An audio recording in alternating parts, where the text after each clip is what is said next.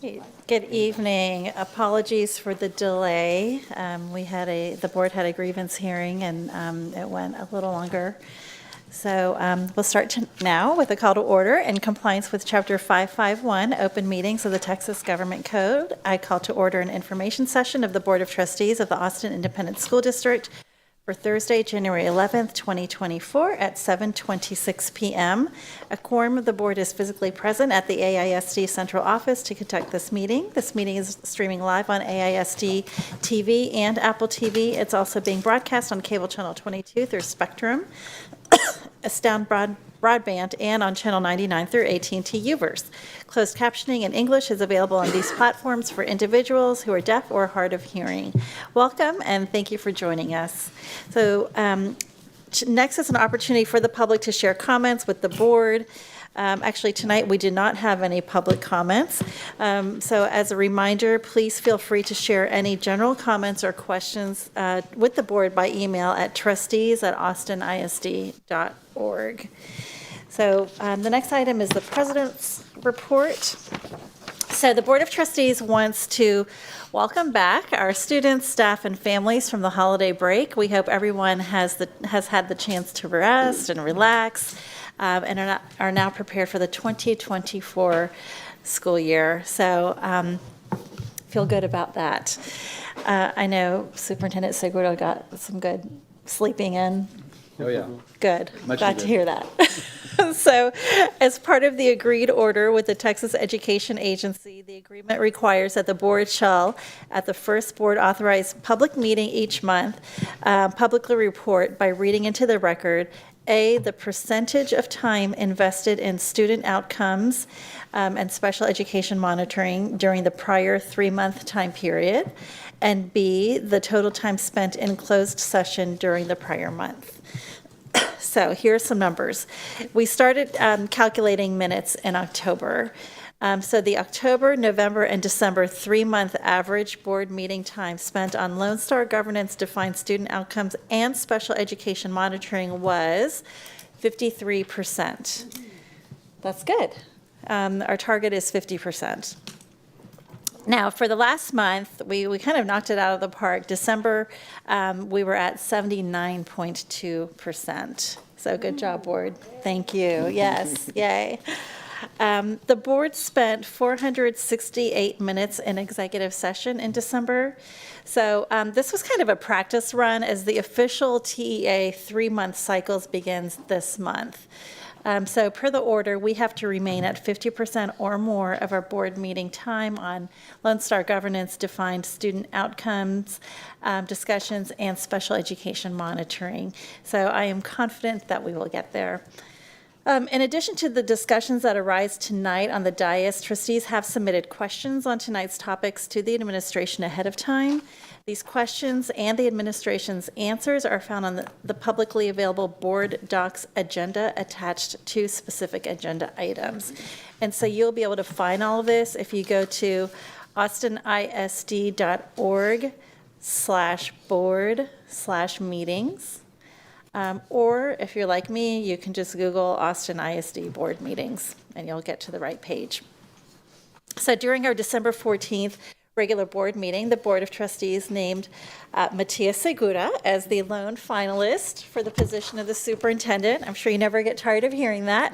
But over the next weeks, we will host 2 public forums for the community to ask the lone finalist questions and for him to share his vision for the district. So community members, staff, and students can submit questions in advance online by clicking on the lone finalist Thought Exchange link. This is kind of a long URL, and I'm hoping that somebody can tweet this out. It's austinisd.org/board/superintendent-search. Again, you could probably just Google Austin ISD Superintendent Search, and you'll get to the correct page, which will have a link to the Thought Exchange. So the first public forum will be on Thursday, January 18th at 6 p.m. on Zoom. And then the second meeting will be on Saturday, January 20th at noon. And that'll be both in person at Marshall Middle School and on Zoom. So links links to join the Zoom public forums can be found on the same website as the previous link. The board will consider approving a contract for the position of the superintendent at a regular board meeting on Thursday, January 25th. And just for those who don't know, Marshall Middle School is one of our newest, I think it is the newest middle school, located in Mueller, and it's a great excuse to go out there and see that beautiful facility. Our next item is part of our commitment to discuss student achievement and have a presentation on scorecard constraint number 3, which relates to special education evaluation status. There is no time limit on this section for trustees, as it counts towards our 50% student outcomes and special education monitoring goal. So Mr. Segura, can you take it from here? Absolutely. Thank you, President Singh. Tonight, the team and I will be presenting on constraint number 3 in the Aligned Progress Measures 3.1 and 3.2. I have joining me Dr. Drew Robinette, Assistant Superintendent of Special Education Programs, and Dr. Baker, Interim Executive Director of Evaluation and Compliance for Special Education. So we have a presentation, if we could pull that up, if it's...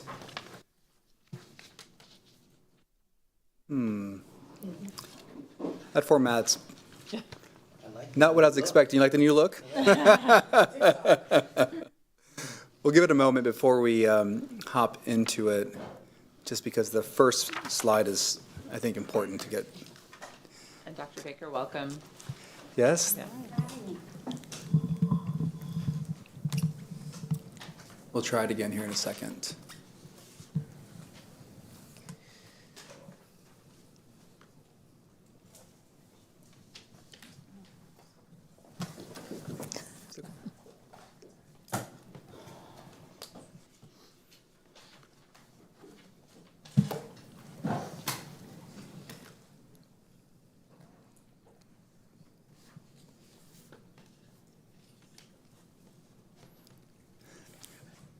Questions? Oh, I'm good, thank you.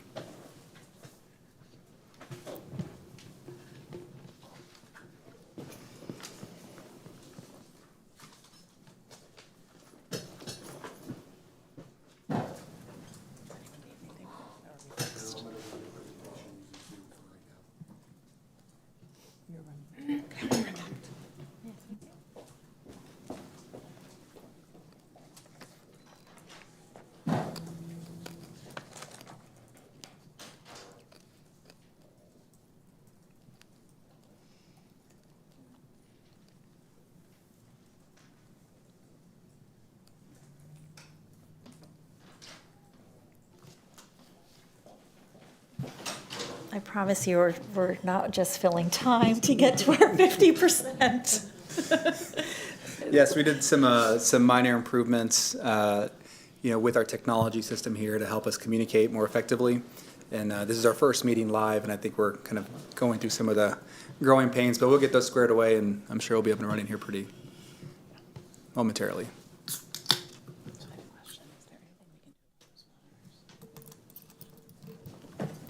I'm sure. Something like that. Probably.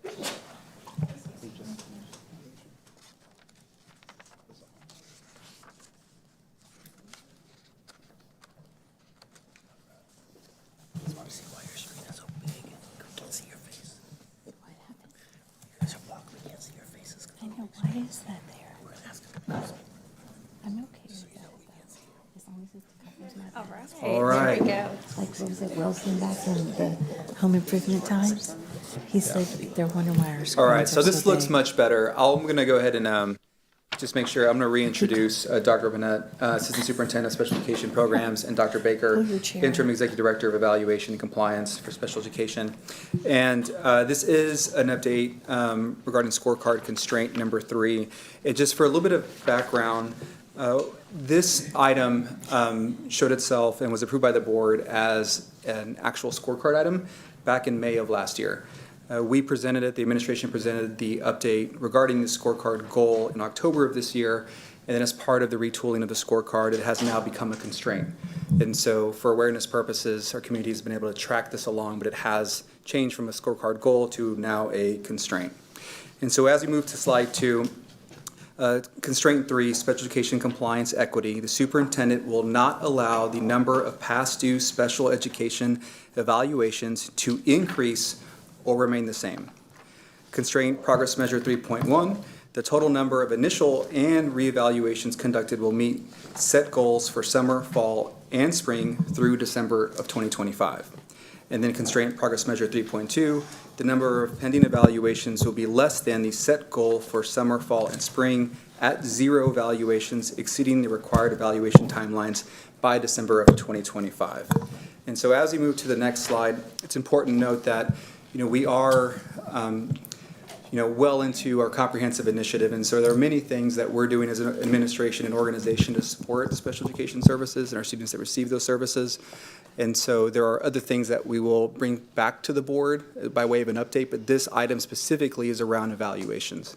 And so when you look at the table on slide 3, you can see regarding constraint progress measure 3.1, the total number of initial and reevaluations conducted will meet set goals for summer, fall, and spring through December 2025. Our target was 1,644. The actual number that we were able to meet was 2,358. We were able to exceed our target by 43%. So certainly in alignment with our initiative and our approach, and we're very pleased to see that that target has been exceeded. Regarding constraint progress measure 3.2, the number of pending evaluations, which will be less than the set goal for summer, fall, and spring at 0 evaluations, exceeded the required evaluation timelines by December of 2025. Our target, and again, this is a reduction, so the number going down is what we're looking at, was set at 3,039, and the actual target that was achieved is 1,984, exceeding our target by 35%. So at this point, I'm going to hand it over to Dr. Robinette to take us through the next several slides comparing the production and work through this year compared to previous years. So Dr. Robinette. Thank you, Superintendent Segura, and Board of Trustees. Thank you for having me here this evening. In advance, since the minutes aren't entirely counting against us, I apologize if I need to pull a cough drop or things for Austin Cedar fever. My voice has gone in and out a little bit this evening. So, and the next several slides was slide 4. Drew Robinette, Assistant Superintendent for Special Education, Jennifer Baker, that is new to the interim role. And if I have an opportunity to also acknowledge our Director of Evaluations, Amanda Molina Garza, who's here in the audience as well, who is a big part of orchestrating the collective capacity of an amazing team working to try and be in better service of students here in our school districts. I always want to give those folks a shout out. In the next several slides, I'm hoping to walk you through the data that we have on evaluation completion and progress, and sort of hit sort of the key takeaways, highlights, and any possible pinch points that we have that we can glean at this point in time to sort of make some sense of our progress of where we are with our data. And Superintendent Segura gave you both high-level data in relation to the targets set and the constraints, and they're trending absolutely in the right directions. So on this particular comparison that you see, this also includes August in the comparison all the way through December for fall. August is sort of that interesting month. Half of the time students are in school, half of the time it was in part of the summer. But for comparison purposes here, we know that we've exceeded the targets that we've set. I'd like to walk you through these data a bit more. So when you take a look at the sort of, I guess we're going to call them coral bars and teal bars. I'm not exactly sure about the new color palette, what we'll refer to them in. So the coral or pink bars or rose bars represent evaluation completion for the fall of 2022. And the teal bars represent that for fall of 2023, one calendar year apart. You can take a look of going from August all the way to December. Before I even talk about progress and goals, we want to always humanize the data that we have here in front of us and really think about that every one of those things, every one of those bars, even in the prior year when there were valiant efforts of the limited number of team members that we had, really represent people who are coming to our district with a need and a request to try and see if there needs to be additional services or supports for our students. And so With that in mind, that's never lost on our evaluation team or in the folks who are procuring the services in our schools. And we're forging a relationship with parents, not only from a customer service standpoint, but from a relationship standpoint on this journey, that if they're concerned about the needs of their child, or if our teachers or educators are, and there's a particular suspected disability or otherwise, we want to be in partnership with them where they start to see timely responses so that they can be working with us to determine if services are needed and that we can define what those could look like for a student. So thanks for allowing me to step a little bit around that, because that humanization is something that's never lost on our team, particularly when we're sharing graphs and charts and areas of improvement. We want to make sure that we're thinking about every number there is an individual student. The comparison of completed evaluations represents not only some students may have more complex needs and require multiple evaluations. We consolidate all of that into a full individual evaluation for students. And so these are not just discrete pieces or parts of evaluations. These represent actual student numbers that are there as well. So when you take a look and see the bars that are there, for the fall overall, also, as I mentioned, counting the month of August, you'll see that continual progress in our completion month over month all the way through December.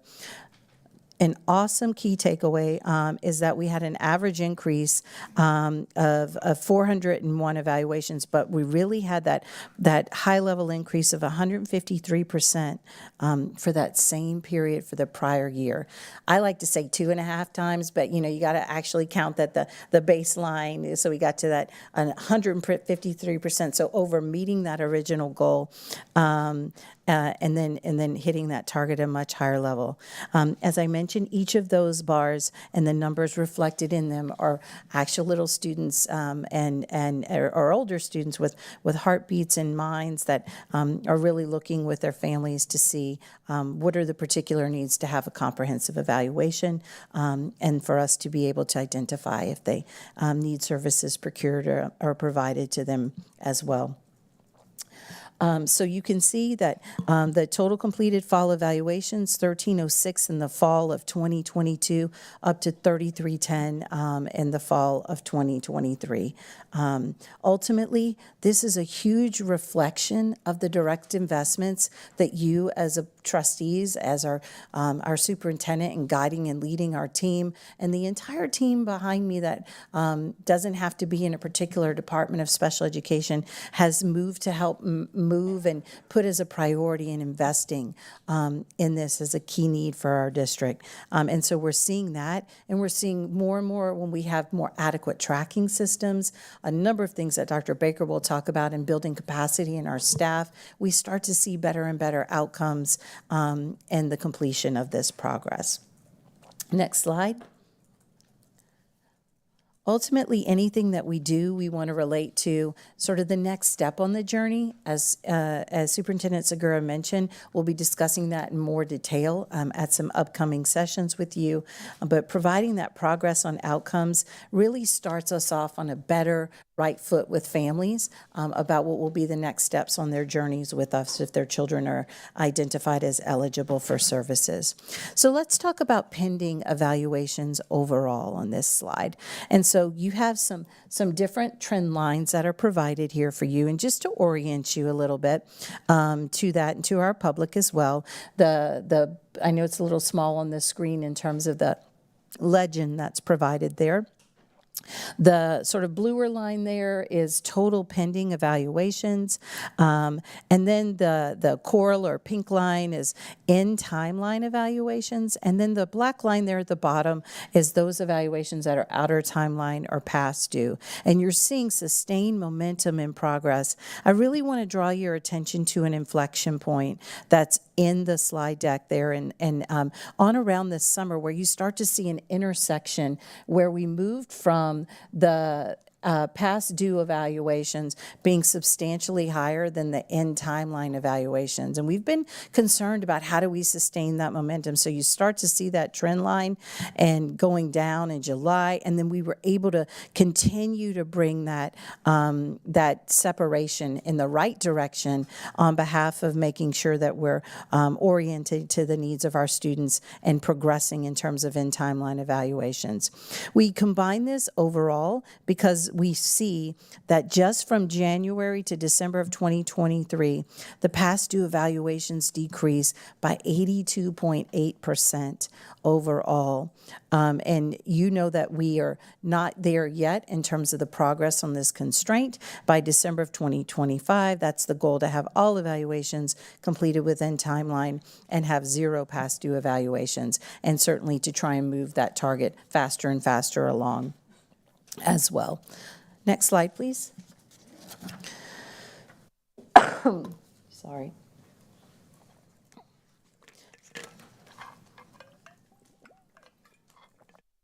Peel back these data a little bit further, specifically around initial evaluation requests. And we see our greatest impact around initial evaluation requests for students. So just to orient you and to remind our public as well, initial evaluation requests are for students who are not yet determined as eligible for services, and there's sort of a suspicion of a disability and a need to look into that further with a comprehensive evaluation, a full individualized evaluation for students.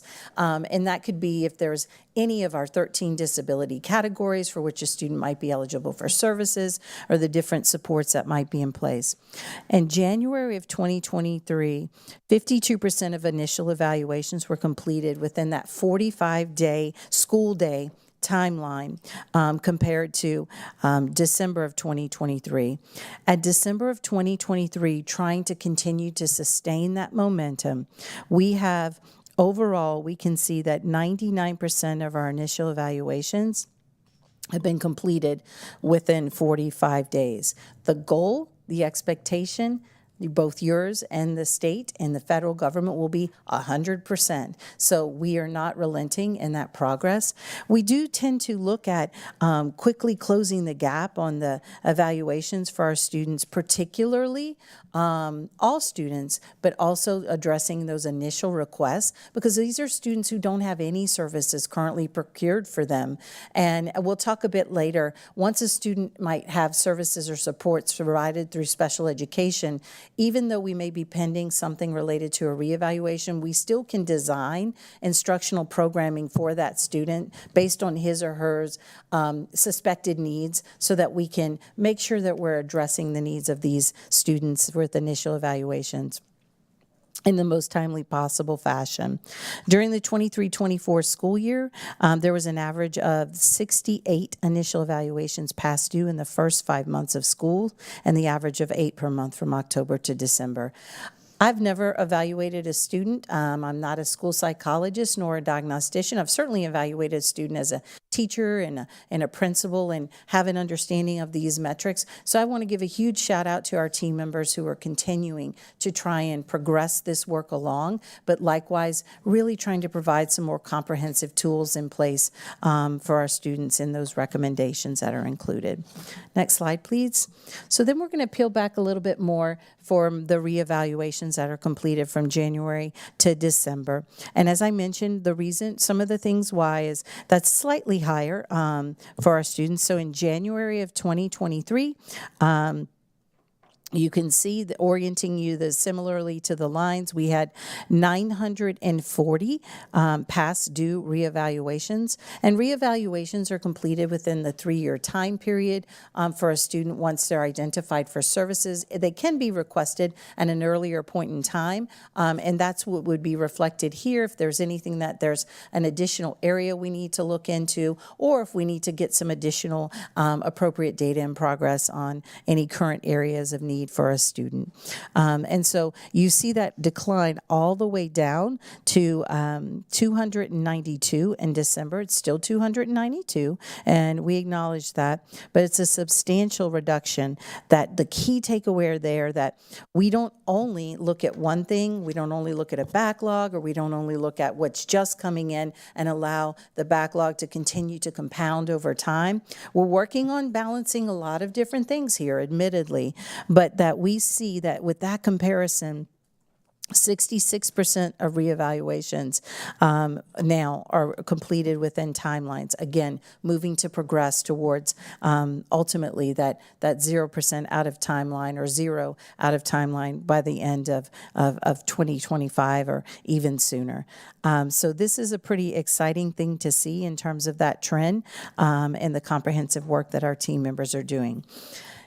The next slide really talks about our dynamic system. So it's sometimes difficult to explain or demystify for folks that those are not all the same students from point to point or day to day or moment to moment. Literally, a student that could be reflected in the numbers on a given day at 10 a.m. can change by 2 p.m. if their evaluation was completed and the report was provided. And the same thing with, we could receive a new request at 11:30. So we have to literally timestamp where we're looking at these data comparisons. And so that's a really unique thing to consider. So we have a dynamic system, and we have inflow of requests. We have new requests, just like you have new orders or calls to a center or new requests from a customer. We have new requests that come in. And what you'll see in this 22 to 23 comparison, this is actually a calendar year. It isn't the academic year. This is a calendar year. And so we have a dynamic system with that inflow, and outputs are increasing daily as well. And we have to be able to address both student needs by looking at not only the backlog that's in place, but those incoming requests that are occurring as well. There's some prioritization that comes into play, obviously trying to address timelines, but also addressing where we have some critical needs and where we might have staff members available to ensure all needs are critical needs, but some particular medical needs or particular needs that we need to address as expeditiously as possible as well. So you'll take a look in the lighter blue bar. Shows the sort of the month-to-month requests for evaluations that can come through. And then you can see with the darker blue bar, those increases as well. So you might look at the totals for evaluation requests in the box that's in the key takeaways on the bottom right-hand side and say, well, 5164 for the year to 5386. Well, this is 222. That's really at a 4 to 5% increase. But I really want to point your attention to something a bit different in terms of the academic school year that we're aware of as well.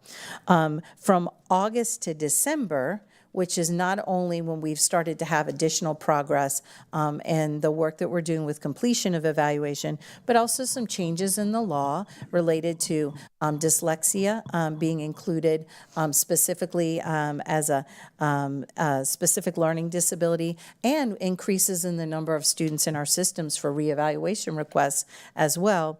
You'll notice that the time from August to December, we have an increase of about 606 evaluations just in that time period, so relative to the prior year. So that's an increase that we see in the fall. We need to see if that trend, and anticipate that it will continue to grow in the spring, particularly around dyslexia. And then, of course, if you have more students that are identified for services, you have more students eligible for reevaluations and other checkpoints that we need to look at as well. So if you take a look right now at Dr. Baker will give some information about this as well. Our special education enrollment has increased almost from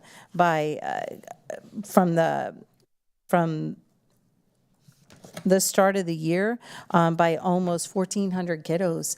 And so it's growing pretty in terms of the identification. And so we've not only made adjustments in the summer and staffing in the fall, we are again working with Chief Ramos, with Chief Hosek, in making some different adjustments for where we need staffing and support increases as well. You're seeing that trend across the state. There's a 22%. I said we're running about 28% for the fall. Across the state, over year, they're seeing about a 22 to 25% increase in the requests, particularly for initial evaluations. And so that's not only a trend that is connected to dyslexia evaluations, but when you start to have more robust systems and can produce results, people likewise want to make sure that they're going to have that timely evaluation completed. And so those requests, we're educating people more and more about the processes for those requests as well. So a key takeaway from this, what do we suspect in terms of the uptick is related to dyslexia qualifying, as I mentioned, and then the number of reevaluation requests that have been coming in as well. Wanted to point you to the spring is when we do our dyslexia screener. And so we have generally seen some increases. You can see it in April made there from the prior year and even this past spring. If there is an increase as well in the spring, as we've seen in the fall in requests, we might anticipate seeing some growth and some needs there as well. That requires us to continue to sustain momentum, not only with the staffed evaluation team, but in contracted services to make sure if we need to have any other increases in resources to meet the demand, if you will, or the ask for additional evaluations. There's a lot that goes into making this happen. And so a lot of that has to do with capacity building and different system refinements that have been put into place. And so Dr. Baker is going to represent sort of a peeling back of, well, how'd you get here and what are the sort of the key elements in this recipe for improvement that's pretty profound. But it's also something to address because over time, folks had been waiting and waiting. We're trying to really reset the tone and have tremendous progress in our system. And so she's going to talk about those refinements, some of which have started and have really been germinating and starting coming to fruition since your investments this past spring and coming into place into this fall. Dr. Baker. Yeah, and before Dr. Baker takes away the refinements, I do want to make a point that, it was almost exactly a year ago when we started building out the special education initiative. And so many of the things that the administration brought forward to the board of the spring semester had a meaningful impact on the outputs that we're seeing now. And so, we put together the plan, y'all supported the plan, and I do want to acknowledge that, this would not have been possible without the investments that y'all allowed us to take to get this work done. So very much appreciated. And some of those will continue as Dr. Baker will describe the next several slides. Sorry, newbie here, y'all. Good evening. Yes, very much so. We are so very appreciative for everything that the board and Superintendent Segura have given us. And so the next 3 slides are going to just kind of be about the why. What could possibly be the reason of why we're doing so well with evaluations? So that little first icon on the presentation is about data tracking and visualization. So as you know, we had advanced improvements in our data tracking systems. We've been able to visualize, process, make database decisions more efficiently than previously in the past. The compliance dashboards allow the district and campus level staff to monitor pending evaluations for initial referrals, reevaluations, initial and annual ARD IEP meetings, and productivity levels of evaluators. Each district and campus team reviews the dashboard daily for updates because we've forged our shared responsibility and accountability to ensure that we have a partnership that works together to meet those state required timelines. As mentioned, the productivity dashboard has been very fruitful and helpful to provide real feedback by the district's evaluation leadership team. So that dashboard measures the number of reports that have been completed per week for the district and for contract evaluators that we oversee and supervise as well. The evaluation director reviews this information every week with her evaluation supervisors, and they look at trends and troubleshoot any overarching issues that come to mind. And then the supervisors review the information with their staff and celebrate the team wins and set new goals for each week. So we do want to add that productivity is not just about quantity, it's also about quality. Every week, the supervisors review a sampling of the reports submitted on a weekly basis, not only for legally required elements of a report, but also establish what we know as best practice in evaluation. For example, they look for things such as understandability, being free of jargon, and textually explaining the results in a simple and digestible way for parents and families.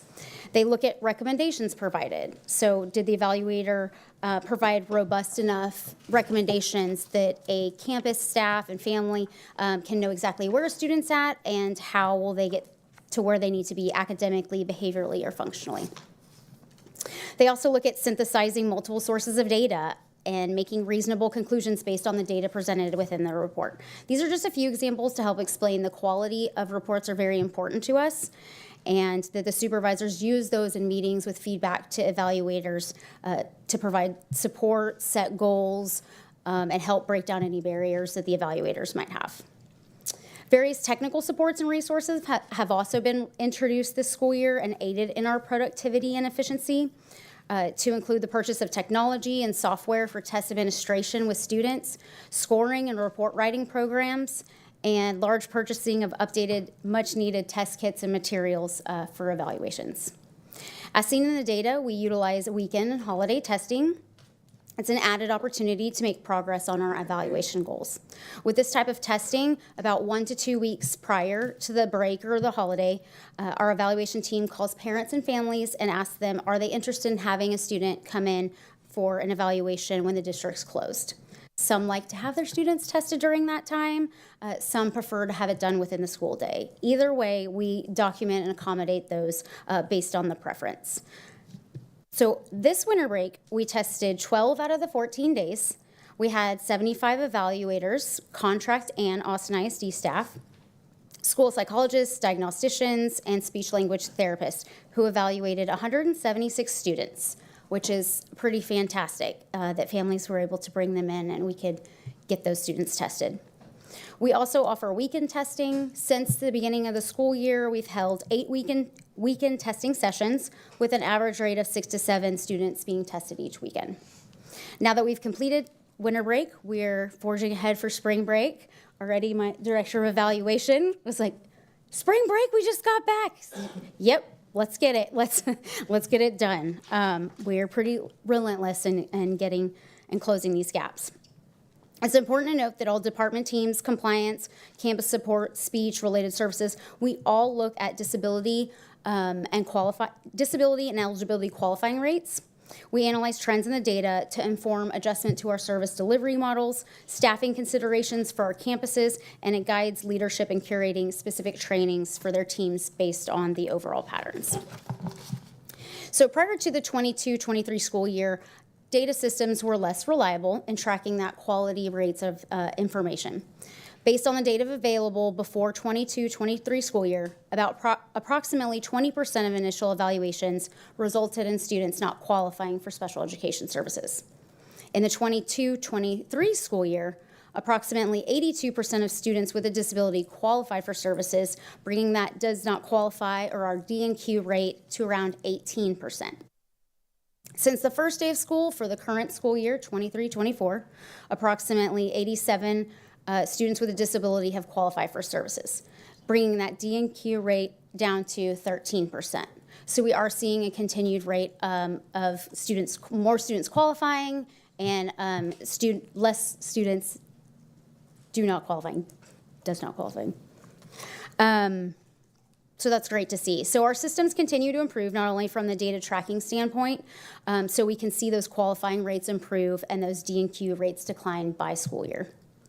And that's as evidence too from multi-tiered systems of support being in place, utilizing least restrictive strategies and interventions prior to testing a student for a suspected disability. Okay, next slide, please. So the evaluation team itself is composed of a director of evaluation and 4 supervisors. Yes, you've heard correctly, 4. Exactly as that icon depicts, We now have 4. We've just hired our last evaluation supervisor who started this week. So these staff members provide a wealth of knowledge. 3 are school psychologists, and our new hire is an educational diagnostician. These supervisors each oversee 74 Austin ISD evaluators that we have on staff, as well as the many virtual and in-person contractors that we have on the team as well. A large and substantial reason that the team was able to fill the evaluator vacancies over the summer was due to your 22% increase in compensation, the added incentive program for elevating our productivity, as well as the special education, bilingual, and mentor stipends. So thank you again for that. Another factor worthy of mention is the evaluation team's leadership structure and composition. Although only newly appointed to this position, I'm also an evaluator by trade, and so I'm a school psychologist as well as a behavior analyst. Our director of evaluation, Amanda Molina Garza, is a bilingual school psychologist. Even our executive director over inclusion, instructional delivery, speech and related services, Dr. Cherry Lee, she's an educational diagnostician. I say this all to say that it's very valued for an evaluation team to be able to have representation in their leadership. It's also important and sought out from evaluators bringing them into a district that they have those people in the positions that supervise, provide feedback. You have to truly be an evaluator to train evaluators to understand the role, the responsibilities, the tribulations, and the successes of the job itself. And is almost unheard of in other districts to have this many evaluators in higher leadership positions. So I think it should be a point of pride that Austin continues to celebrate and encourage. And speaking of leadership, it was important for the team to develop specialized cohorts. So that's our third little icon. Specialized cohorts meet and provide consultative opportunities specific to those evaluator roles. So as mentioned in prior board meetings, we have 10 evaluators right now who are in their first to second year of practice as an educational diagnostician. So to address this need, we created the training exceptional diagnosticians, or the TED cohort, as previously described. They meet for focus groups that focus on concepts and facets of the job that are only applicable to first and second year and new to the profession evaluators. So this year they had time for questions in their meetings, case consultation. We train on legal updates, evaluation report writing, many of the things that they need to learn their first 2 years on the job. We also have the bilingual evaluator cohort. This consists of 3 bilingual school psychologists and 15 educational diagnosticians who are bilingual. They have an evaluation supervisor who oversees, supports them, provides feedback, and then we also provide specific trainings throughout the year for that very specific group, bilingual evaluations. So this fall, Dr. Edward Schultz, which we'll talk more about on the next slide, did a targeted training for the cohort for selecting, delivering, and analyzing test results for bilingual evaluations. So not only do we have the evaluation director as well as the 4 evaluation supervisors providing ongoing supervision, training, and coaching to our staff, we also have campus evaluators who mentor and train others, such as practicum and internship students who are still training to become certified and licensed evaluators. So it's a great way to continue our partnerships with universities, colleges, and the regional service centers in the hopes that maybe they will apply once they're fully credentialed. Next slide, please. This last slide was important to include for us because it moves from those digital icons to actual real people. They're real. So it helps us to see and highlight the importance of investing professional development to grow our collective capacity as a department as well as a district. So all of these are from trainings that we've invested, much different from the TEA order trainings, which the evaluators as well as ourselves are still doing. But on top of that, evaluators need trainings that hone their skills in evaluation, which is not completely what the TEA order trainings are about. So to do so, this year we had Dr. Edward Schultz. In July of 2023 is when he started with us, and he will continue till July 2024 and possibly in the future to train us on the core selective evaluation process. It's also known as CSEP. And this is where he provides initial training as well as ongoing coaching sessions throughout the year. And this particular method is a way for evaluators to provide a more efficient, selective process without over-testing a student and being able to analyze the results quickly and more efficiently. So also that does contribute to our productivity because it's less time having to do laborious tests for a student to get the same needs met. So Dr. Schultz is a professor at the West College of Education at Midwestern State University. And he's also co-author of this CSEP process. We also, in the bottom left-hand side, these are kind of hard to see from up here, we had Dr. Rhiannon Lester. She's a developmental school psychologist who specializes also in the assessment of autism spectrum disorders. She completed two-day training workshops for both our evaluation as well as our speech language therapist teams. So that was particularly in specific assessment called the Autism Diagnostic Observation Schedule, second edition called the ADOS, for those familiar. And so she trained us up and will continue to do checkpoints throughout the year for our students suspected of having autism. So we also, to add to the very top row of those pictures, we add experts who are employed in the district. We don't always have to go out or go to the colleges. We have them right here. And a great group to highlight is the assistive technology team on our special education department. They put on an interactive training for our evaluation team. They trained us on assistive technologies accessibility features that assist in curriculum access for students, communication, adaptive equipment, vision and hearing, and motor needs for students. And as you can see in the pictures, this was not a sit and get training. Those evaluators received the full gamut of assistive technology possibilities that they include in their assessments and recommendations for campus staff. And lastly, with the passage of House Bill 3928, which requires all dyslexia evaluations to be completed through special education, as Dr. Robinette mentioned. The evaluation and the dyslexia teams together have partnered, and they've created extensive trainings throughout the year for dyslexia assessment practices, eligibility, and instructional recommendations that they can provide through dyslexia assessments. Thank you, Dr. Baker. I very much appreciate that.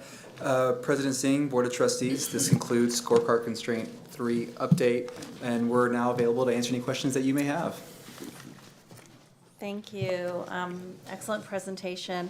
So, trustees, now's the time for us to ask questions on the current vision. Our goal tonight is monitoring and ensuring our reality matches the vision presented. So when asking questions, we should try to focus on the data presented, asking questions about who, what, why, and how. And also, you will recall in your little packet, you have this lovely laminated guide of some of the LSG coaching that we've received from our coach on question stems. And there, I believe there's also a handout as well that may help us in some of this. So, and also it is helpful to direct our questions to Mr. Segura, and then he can figure out how to get those answered or answer them himself. So, I guess which side should I start with? Who do I make eye contact with first? Trustee Gonzalez, and I do want to mention one more thing. This was such a thorough presentation. Really appreciate the hard work that went into it. And I just want to say that if your question has already been answered, you can just say that you appreciate the presentation, the questions that you had were already answered. But I feel like I have some questions, so I'm curious to hear what others have to say. So, Trustee Gonzalez, why don't you start us off? I think I'll pass for now, but yeah. Okay. So have your questions already been answered? They have, but they might, there might be new questions that are birthed later on. Okay, so I'll wait fantastic. Thank you. Trustee Kaufman. Great. Thank you, Dr. Robinette, and welcome, Dr. Baker. I have no additional questions. I benefited greatly from the many questions that Trustee Boswell had asked that were answered in the email today. Thank you. Trustee Hunter, you okay? I am, thank you. I too had read the submitted questions. I appreciate Trustee Boswell for that. I do not have any additional questions at this time. I do appreciate you also at the beginning of our presentation, recognizing that those numbers are children and they are part of the ISD family. Thank you. Someone's got to ask a question. Right. This was great. Thank you very much. And I feel like this is, if we go back all the way to slide 6, this is the first presentation where you all are able to show initial evaluations being consistently completed within 45 days. That's like a kind of a new milestone for us, right?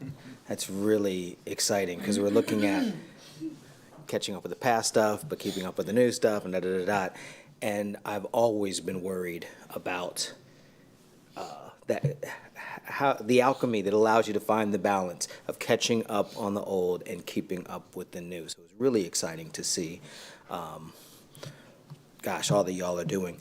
So that was in slide 6. In slide 5, right before that, there's a really intriguing slide that shows the steady decline in things out of compliance, and it's tracking what's happening with the evaluations sort of month by month. And you see this low number towards the bottom, small but steady number now out of compliance. And I was sort of curious about that, and it strikes me that when we start to hit 99% on things, that your 1%, there might be extenuating circumstances or something going on there that almost makes it difficult to get to 100. So could you just sort of flesh out what you think might be going on with that steady low number, if you know the slide I'm referring to? When you actually look at, thank you, Trustee Vice President Foster, when you look at the actual projections that we had, we expected an ongoing uptick, and that we would start to see something slowing in the summer because there's not the number of incoming evaluations requests, and we are really burning through on all cylinders. During all of that summer evaluation clinic, you saw the 2,700 testing sessions, I think it was, 2,200 students. I mean, those are massive, massive numbers. That's not reflected here, right? Because this window to window right now is well, it is, but we're really focusing in and honing in on fall at this point in time. But we knew once the year started, those evaluation requests were going to start really coming in. And we were actually, when you look at the scorecard item, we were, where the goals are, we knew we would have some continual pending, and at the time when we wrote it, it even said, in and out of timeline until we get to, right? So as we've had increased tracking systems, and we've sort of had to, I like your word, alchemy, have this alchemy of like balancing it all. Didn't think I was going to use that one this evening. Trustee Hunter, I saw your smile of how do we, have that dance. It has been particularly tricky because we have had to consider, you've seen those increases, it's dynamic, it's all interrelated in the inflow that's coming into the system, as well as addressing some of those pending evaluations. What we have tried to do is not carry as many as we can, time over time into the month to month. I have to acknowledge, I think I have a data information, I think it's about 52%. I may have that number backwards, so let me make sure that I have it correct. So when you take a look at those past due pending reevaluations, 58% of them were requested just this fall. So we want to get to a point where a lot of that balance that you see there of that lower number but sort of lingering, right, if you will, that we start to continue to reduce it or at least get closer and closer within the semester or close thereafter until we can close it all the way. There are some extenuating circumstances due to the complexity of some of the evaluations as well. So although we didn't have month over month in individuals for the initial evaluations, so when you're looking at those small numbers, if you saw the small number of students that were reflected, those 14 were not reflected in November. They were not reflected in October. Those are a new set of 14 initial students. That's not the same recurring number because of the dynamic inflow of the system. However, it is tougher and tougher in some complex cases, especially Dr. Baker does this by profession, where you have extensive behavioral and review and some of the components that are required for some of the disability categories. To make sure we hit that mark, because it is a trade-off, but it is something that we're working towards. I don't know if I fully answered your question, just sort of explaining sort of how the dynamics of the system sort of influence those data. Yeah, no, that was that was really helpful. And I think I heard, which was kind of along my next question, so just to be clear, that the nature of the numbers is that when I see a 2, 9, 14, I'm not necessarily seeing student AB. And then in the 9, it's student AB plus 7 That's more. correct. And then in the 14, we're catching up on these, but then new ones slightly fall out That's of right. compliance. Because an evaluation, for an initial evaluation, becomes past due on the 46th school day. It Okay. literally, that ticks. So it can be a student's 44th school day, and we stick the landing, or we want to do it beforehand, right, today, but for another student, we couldn't quite get it completed in time. And so we count, the way that the questions came in the trustee tracker were, are they newly past due, or are they a little bit longer? And I appreciate the nature of that Yeah, question. yes, thank By the state standards, just for the state, the constraint, past due is past due. On the 46th school day, it's past due.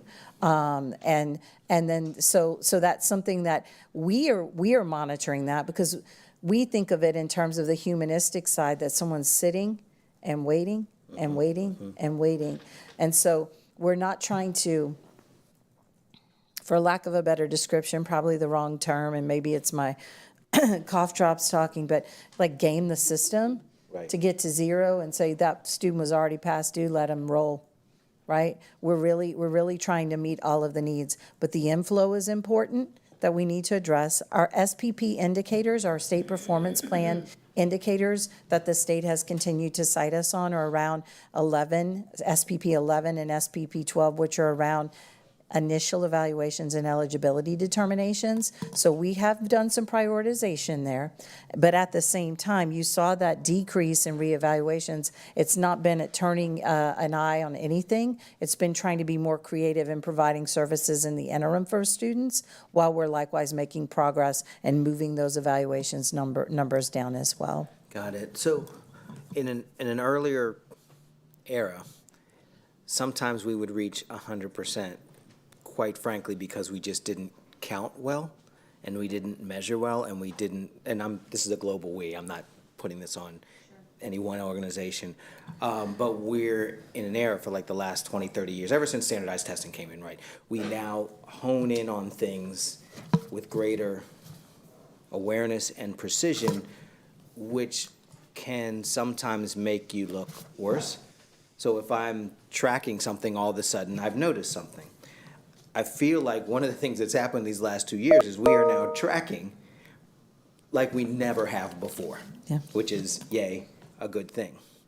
And I actually worry from the compliance side, realistically, is 100% going to be possible with a district of 73,000 or 70,000, however many we have at any given snapshot? Will the 100% be achievable, realistically, if we're doing the job well?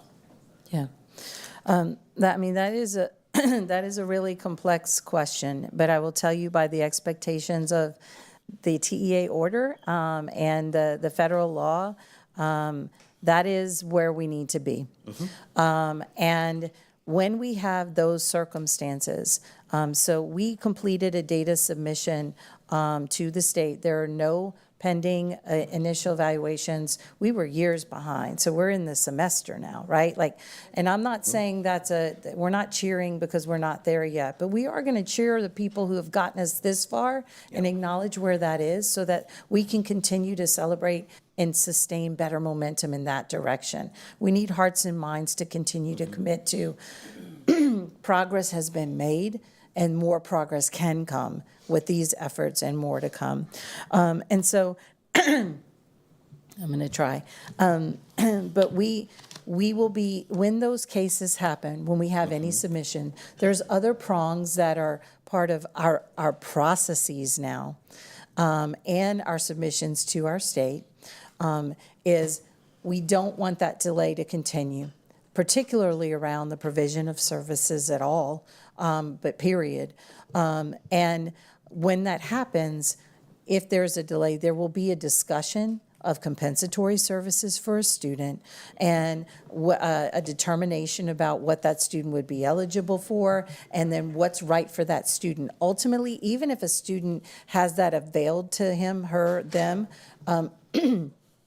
that's an IEP decision an ARD committee team or IEP team determination.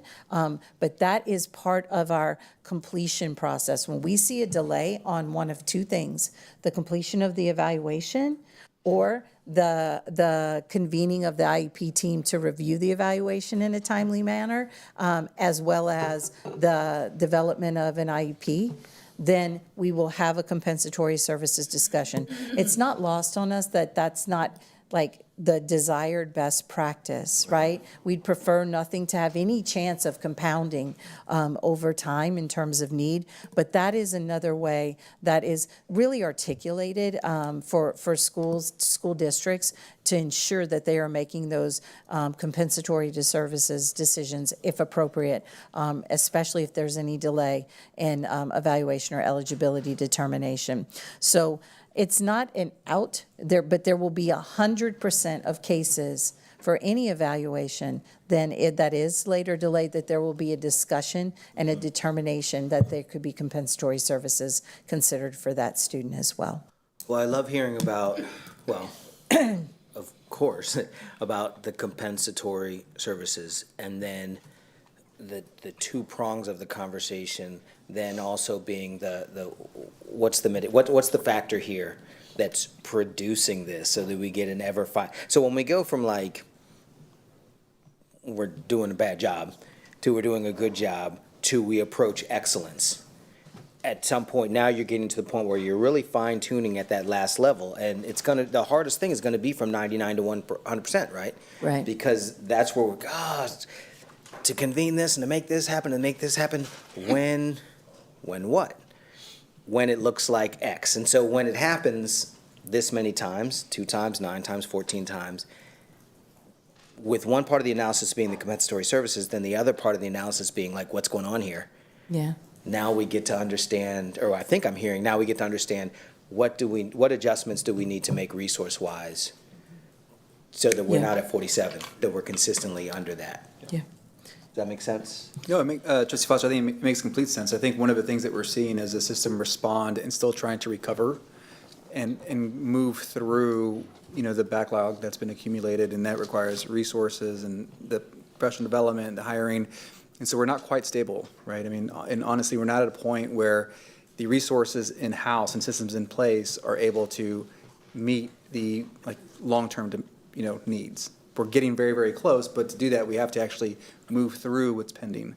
And so I do envision a time when we get to a place where we're at 0, and if there is that unique circumstance where we do have a student that, goes beyond, we understand how that occurred, why it occurred. There's a lot that goes behind it, and we were well prepared. So we're still in that transition period at the moment. Well, to be clear, I'm kind of floored and thrilled with the steady progress, and in fact, the steady and accelerating progress. So all my questions are sort of in line with like, how do we as a board, and how do we get to that next level? But I'm just really grateful for all that you all have been doing and continue to do. These were pretty cool charts to take in, quite Thank you. frankly. Thank you. Thank you, that's all I have. Okay, great, thank you. So I really, again, echo what Vice President Foster just said. This is some real incredible progress, and you've presented it in a way that is very clear, that we're tracking in the way that we want to be going.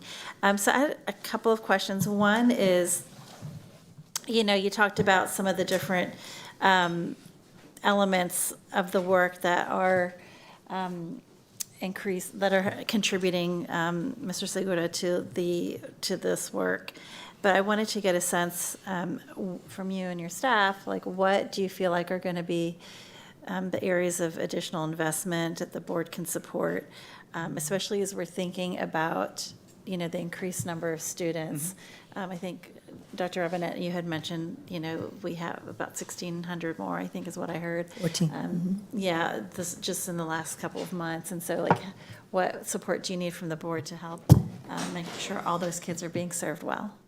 Yeah, so that's a great question, and so that everybody knows, we have a comprehensive special education initiative, right? And this is one component of it. There are many other components that will need to be executed, with fidelity in order for us to be where we want to be.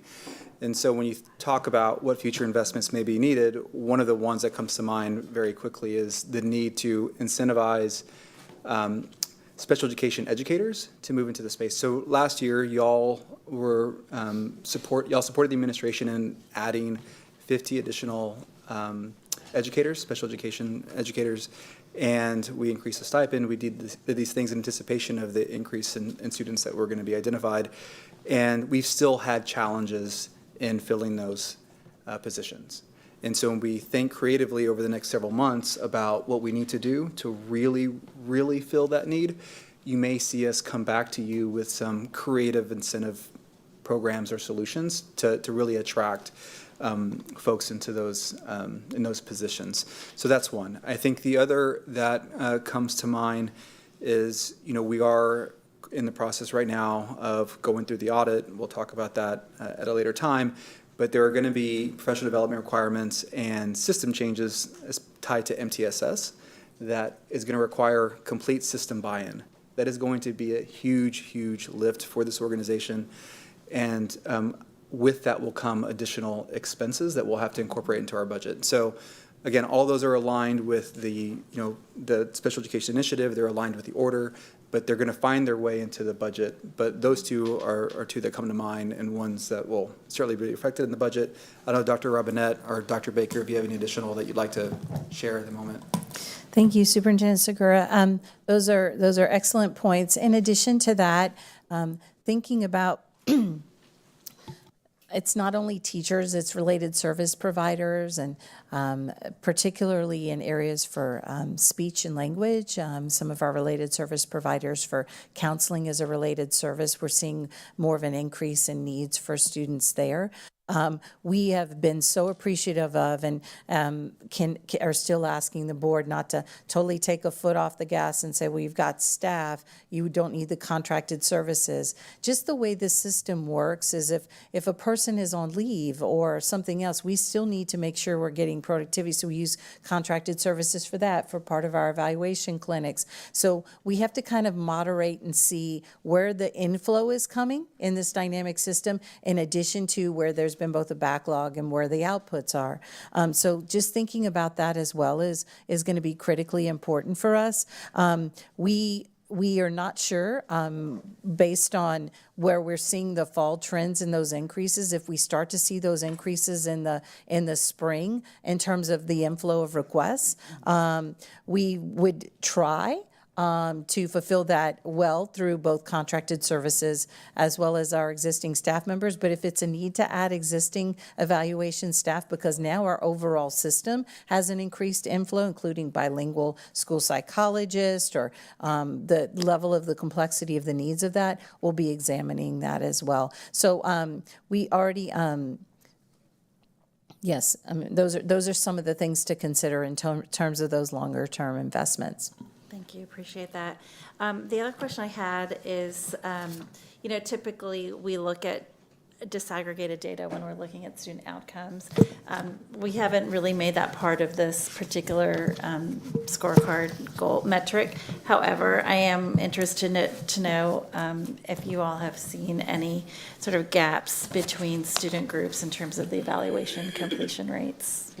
Yeah, so President Singh, I think this is a similar question to what Trustee Boswell had asked, and you know, after meeting with the team, you know, we did not observe any, but we also don't track the data in that way. Now, we can run an analysis, but as of right now, I'm not aware of any student group that has a gap in evaluations, but Dr. Robinette, I don't know if you want to kind of weigh in, but I know we've had that conversation. Yeah, we don't currently track it in that way because of it's such a dynamic component of the system. And so respectfully, we are focused on the team sort of doing the work, you know, and getting that work done. And so, but what we do look at is not only where we had the growth and the identification of students, but also when we're looking at that, is it showing as a trend for more students versus other students? Are we seeing variability in that? And so we're tracking pretty similarly for the beginning of the year to now in terms of at least the representation of students eligible for and receiving special education services. We could provide additional information should you choose, Superintendent Sugar, in any update or anything related to that. And then likewise, you know, across male and female and across our students that are emergent bilingual as well. So they seem to be pretty parallel. At this point, the trends, we're not noticing that level of variability, at least in the completion. And we would start to see that if at least the logic that we're using, because we don't currently have the ability to track that quickly day in and day out, is that if we're not seeing, if we're seeing some comparable identification that we're tracking, that we're sort of addressing the needs of different groups as well.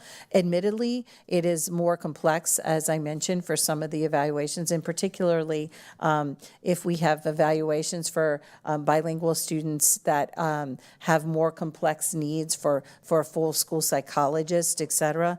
Those we're really keeping our pulse on as well. Great, thank you. All right, Secretary Boswell. I really thank you for answering all my questions online that I submitted before the meeting. Part of that, I want to say, I will not do that every week, but it was really trying to get a handle on the question, the new system of questions, and trying to make sure, Sure. that I had a real handle. And want to say thank you to Ashley Paz too for going through my questions and giving me feedback on what, you know, kind of conforms with the Lone Star governance expectations. So thank you for that. Thank you. Also just want to say gratitude for, I think we need a healthy skepticism anytime we see numbers like this. I think these are numbers that make us kind of have to say, really? Like we say yay, and then we say, really? Because it's just so impressive. It is so much what we've kind of hoped and dreamed and wanted.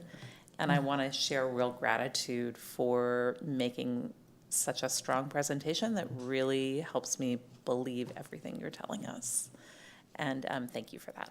And believe that this is a trajectory that really we're on. And I trust that we're going to get exactly where we need to be, probably even sooner than we have to be there.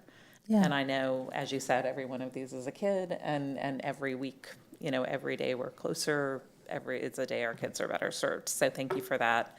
And I really, I think the question I have related to that is, do we have a sense of kind of when we get there? Do we think it's December 2025, or do we think it's sooner? Do you have that sense yet? And as we look at our new scorecard, should we be thinking maybe about new targets, more ambitious targets, given the remarkable progress we've seen? Yes, so Trustee Boswell, I'll start off, and I think to the first comment, I think I've heard Trustee Kaufman say this before, you know, like approaching something from a completely different perspective and being hyper aggressive for hyper gains. And, you know, I think back in March of last year when we talked about increasing and being increasing compensation, but really looking at LSSPs and diagnosticians and moving from 22 to 73.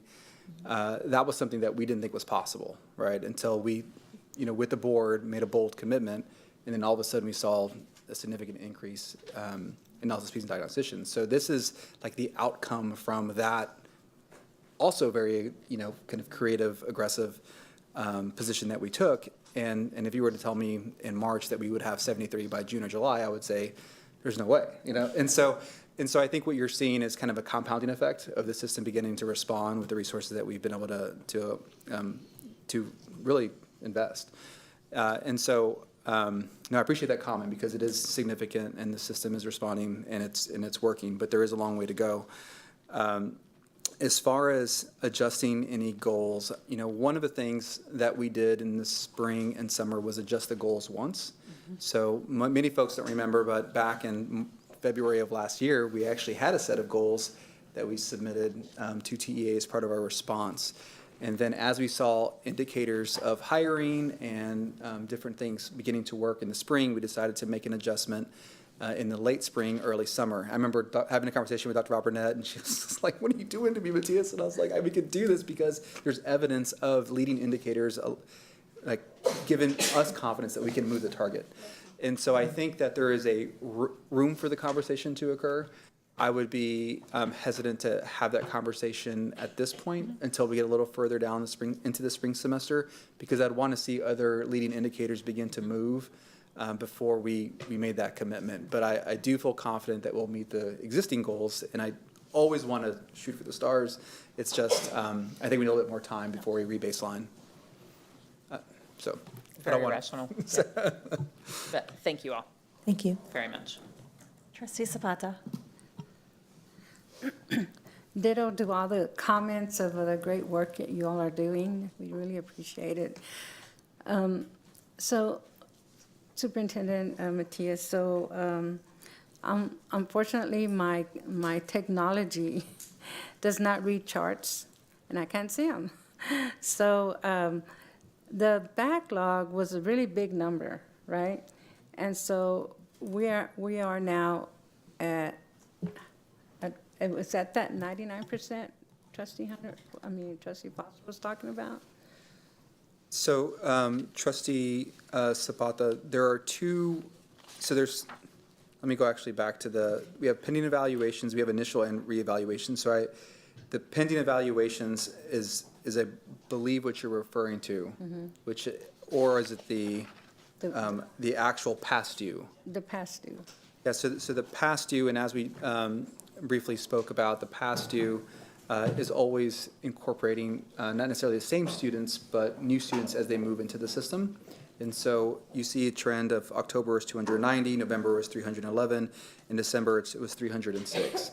And so those are not the same students being kind of carried over month by month. So we're at 306. Now, if you look back to February of last year, the past due was 1,766. So it's a significant reduction, but we're not quite at zero yet. One of the things that I think is important to note is that the incoming past due evaluations is going way, way down as well, meaning that we're having more evaluations be met in timeline. So we're not quite at zero. We have a little ways to go, but that's the difference and kind of shows the response that the system has been able to produce as part of the investments that we've made. Okay, and so those are the priority assessments or evaluations? Are those, like, the first ones are working on versus the new ones? So they're all a priority. I think one of the things that we always try to talk about is how dynamic it is, and it's always matching. It's always meeting the needs of the student with the resources that we have. If it's a student that's bilingual, then making sure we have the evaluators that are bilingual. If it's a certain if there are certain disabilities that we're testing on, we want to make sure that we have the right resources, so it's a match. So it's not, you can't always assume that it's the, last one in is first one out, because different students have different needs, and we have to match those needs with the resources we have in the organization. But I will tell you that the team is constantly evaluating and making the matches, which is why you heard Dr. Baker talk about the supervisors. So it's not quite that simple. I will say that they're all a priority. We want to get to where there's zero, But it is not as simple as the last one in is the first one out. Okay, so I guess and when I say priority, that these are the students that have been waiting a long time versus the new ones. So are those students that have been waiting a long time first? Or they're being done at the same time? So, Dr. Robin, do you want to kind of, so one of the things that Justice Zapata, I want to reinforce is that each month that you look at is a snapshot and doesn't always represent a carryover of the student from the month before.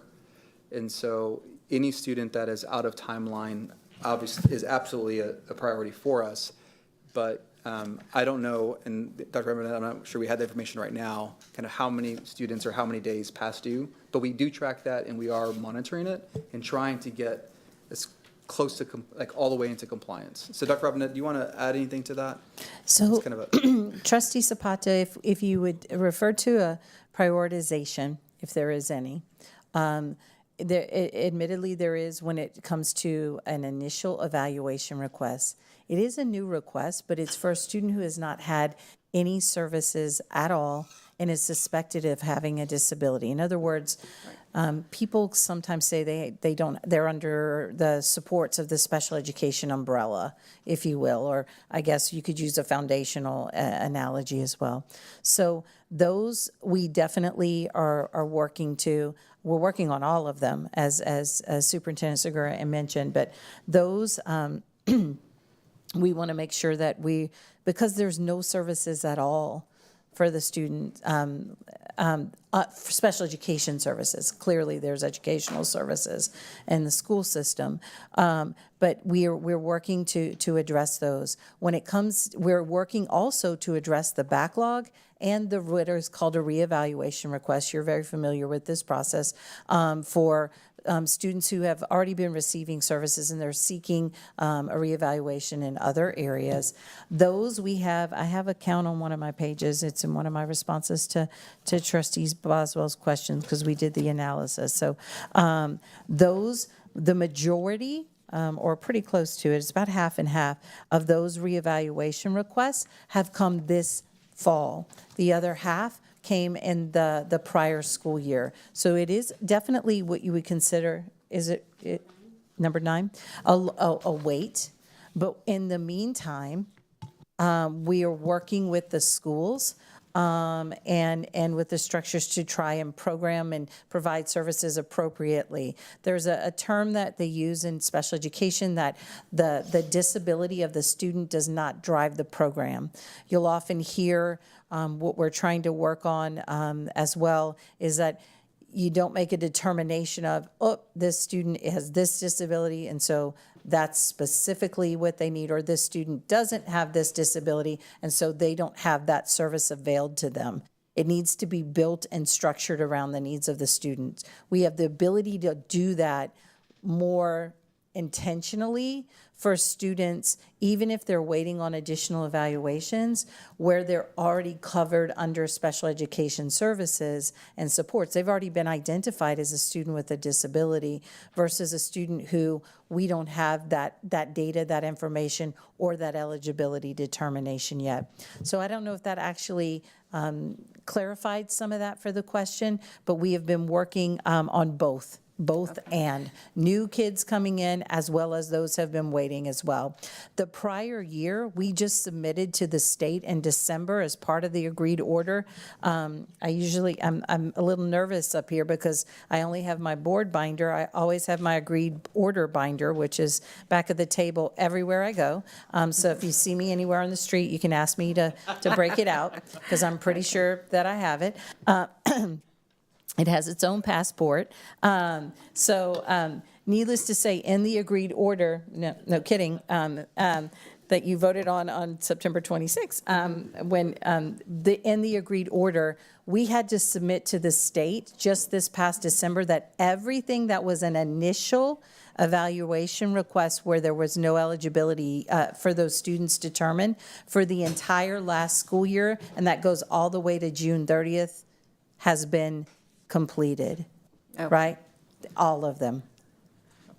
100% of those. All right. And so that's what I'm saying. We're now into sort of this semester on initials and getting closer and closer to closing within what was multiple years back, and to getting closer into that last year and a half on reevaluation requests. And many of those have been also addressed as well, but of those that are still pending or backlogged. Okay. So the backlog would be, it's even like right after the pandemic. Okay, that's the backlog I'm talking about. Oh, yeah. So. You're those talking about students- students even in 2020? No, ma'am. Yes, yes. Oh. So even, Yeah. how many of those are still waiting? Because, they're moving on to next grade and Yes. next grade and next grade. And You're exactly You right. know, And we've so- taken that to heart, and we feel very, very confident. We've been able to address those students who were in 2020, 2019, who'd had nothing done in 2020. That's the piece that the state is asking us to report on regularly, that we have closed those pieces and those gaps. Absolutely, on any initial evaluation requests and on reevaluation requests, if you're talking about that 4-year time period back. Yes, ma'am. Okay, all right, because I don't know where in the chart that was indicated, so I Yeah. just wanted to get No, clarification. that is a really important question. Thank you. Okay, and then the orientations, I think it was a great idea that you all are offering orientations for parents. How is that going to support this work?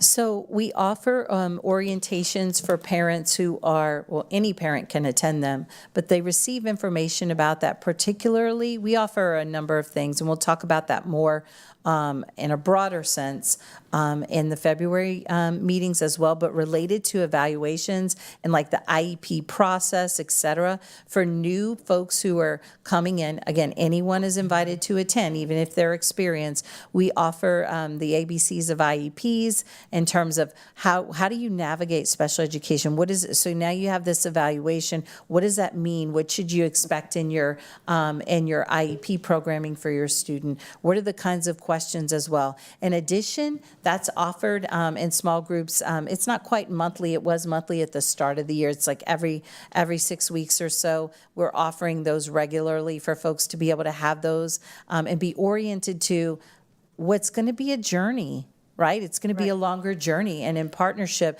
so that they can start to feel more and more availed and empowered as part of our Parent Empower Hours and our sessions there as well.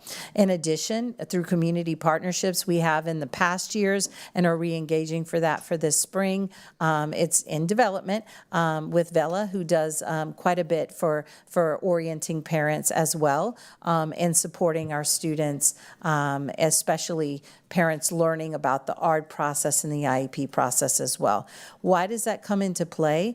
Is because we want parents to not only understand the navigation of that process for a student when they have a new entree into the special education support system, but likewise, the kinds of questions they can ask about potential further evaluations or areas for data collection or whatever it might need to be in better partnership for their child.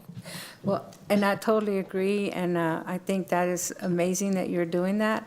But it's also an opportunity for parents to know that when there's an appointment, to keep that appointment, because then they don't show up, and then there's a lost appointment that somebody else could use. So reinforcing the importance of their role and responsibility and commitment to keeping those appointments, because then that delays their child's process, and so sometimes we got to let them know that part too. Yes, ma'am. So, and I think, the orientation, I would love to attend one, just to learn the nuts and bolts of what parents are learning. So anyone asks me, where do I send them, where do they go? And that's one thing, and the other thing is, I would be very interested, Superintendent Matias, in seeing by zip code, how many of my students are in my district that are needing, are in special ed, that the community could also partner with organizations to also support them in the community. Because if we don't know, our students go to the rec centers and the staff have no idea of some of the things the students are going through. So just wanted to share that as well. Thank you. Thank you. Trustee Lugo? All right, so thank you all. So I have two process questions, Superintendent Segura.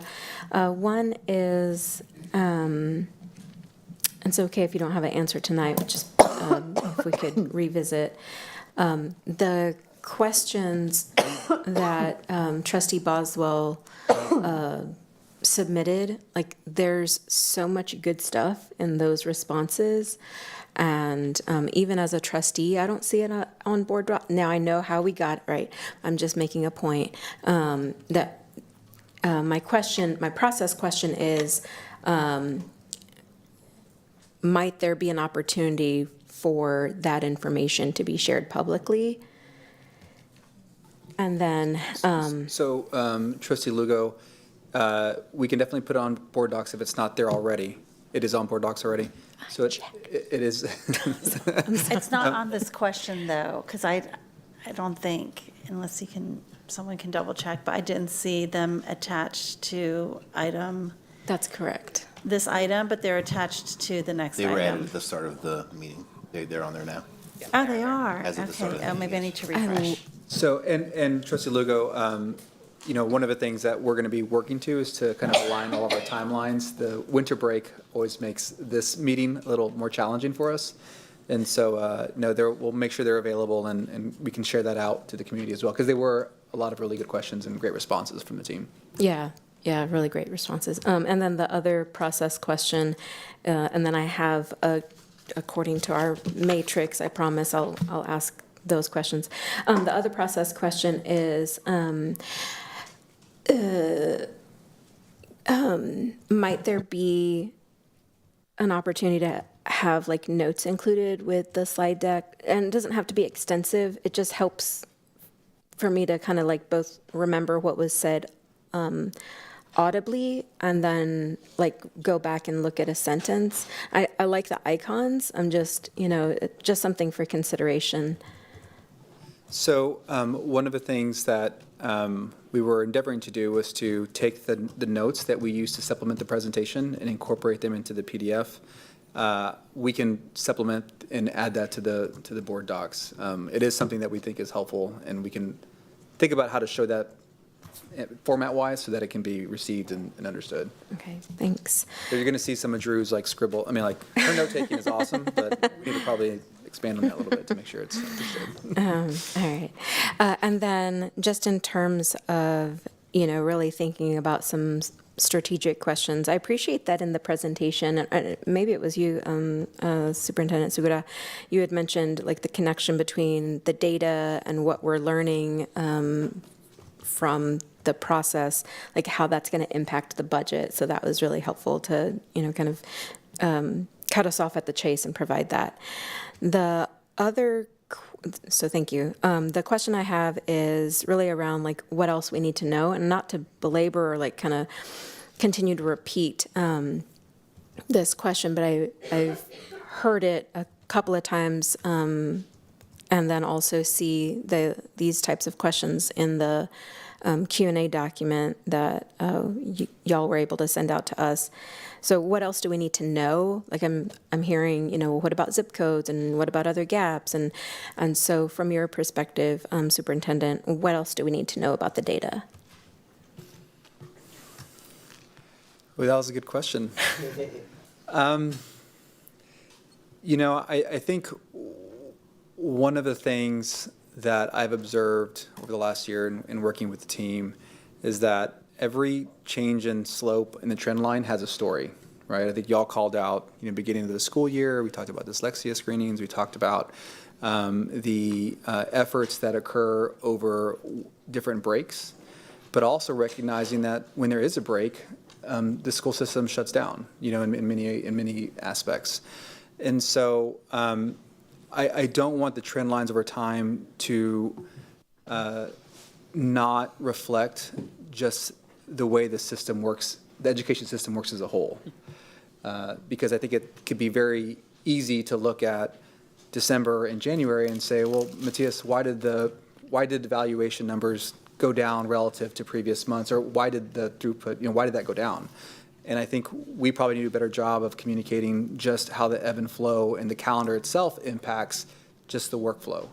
And that gets lost because you could easily look at any 2 data points, but what we're really looking at is the entire year and then overlaying that with the school year. So I think that is something that I think is important that the board knows, that our community knows, is that we are working these systems in the constraints of the school calendar year.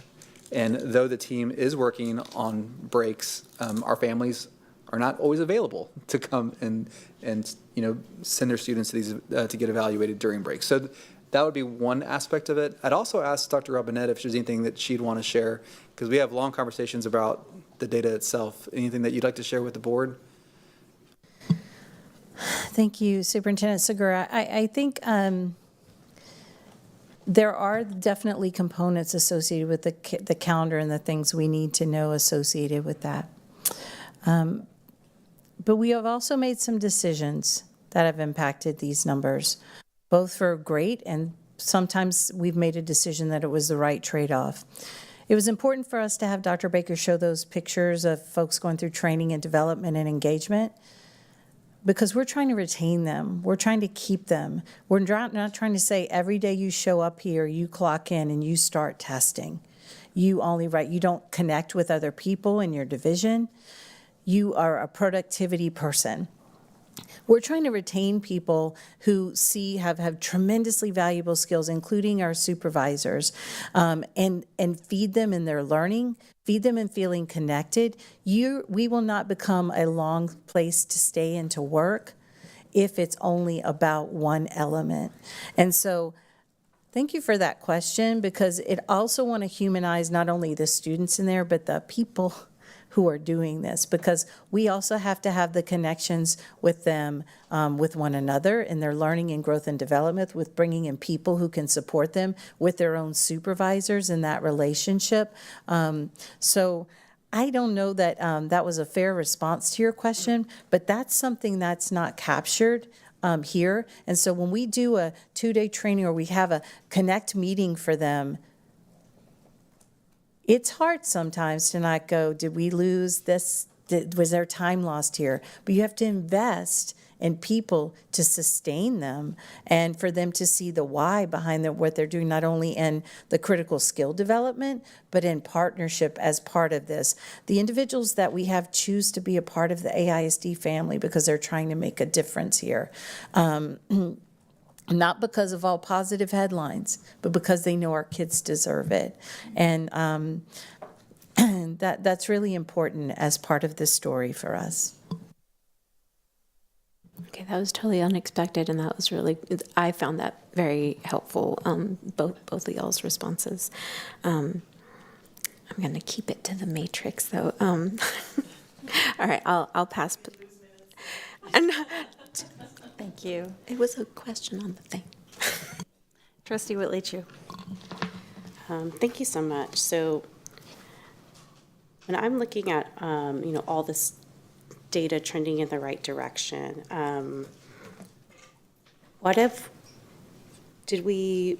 what things are working, and have we learned about anything that wasn't working? So, yeah, Trustee Wilichu, one thing that the team and I have talked about is the continued reinforcement that this is the priority and that we're all committed to the initiative. And we've had conversations around how, having the space to talk about the needs to support the work is no longer a negotiation internally. It's more of a how are we as a team, a leadership team, the CFO, the Chief of Talent and Strategy, Patty as a Deputy Superintendent, going to meet the needs to get this done. And I know Dr. Robinette and I have had conversations. I'm not going to, talk about them at length, but I do feel as though kind of having the ability to have that space in those meetings has created shared ownership of all the work.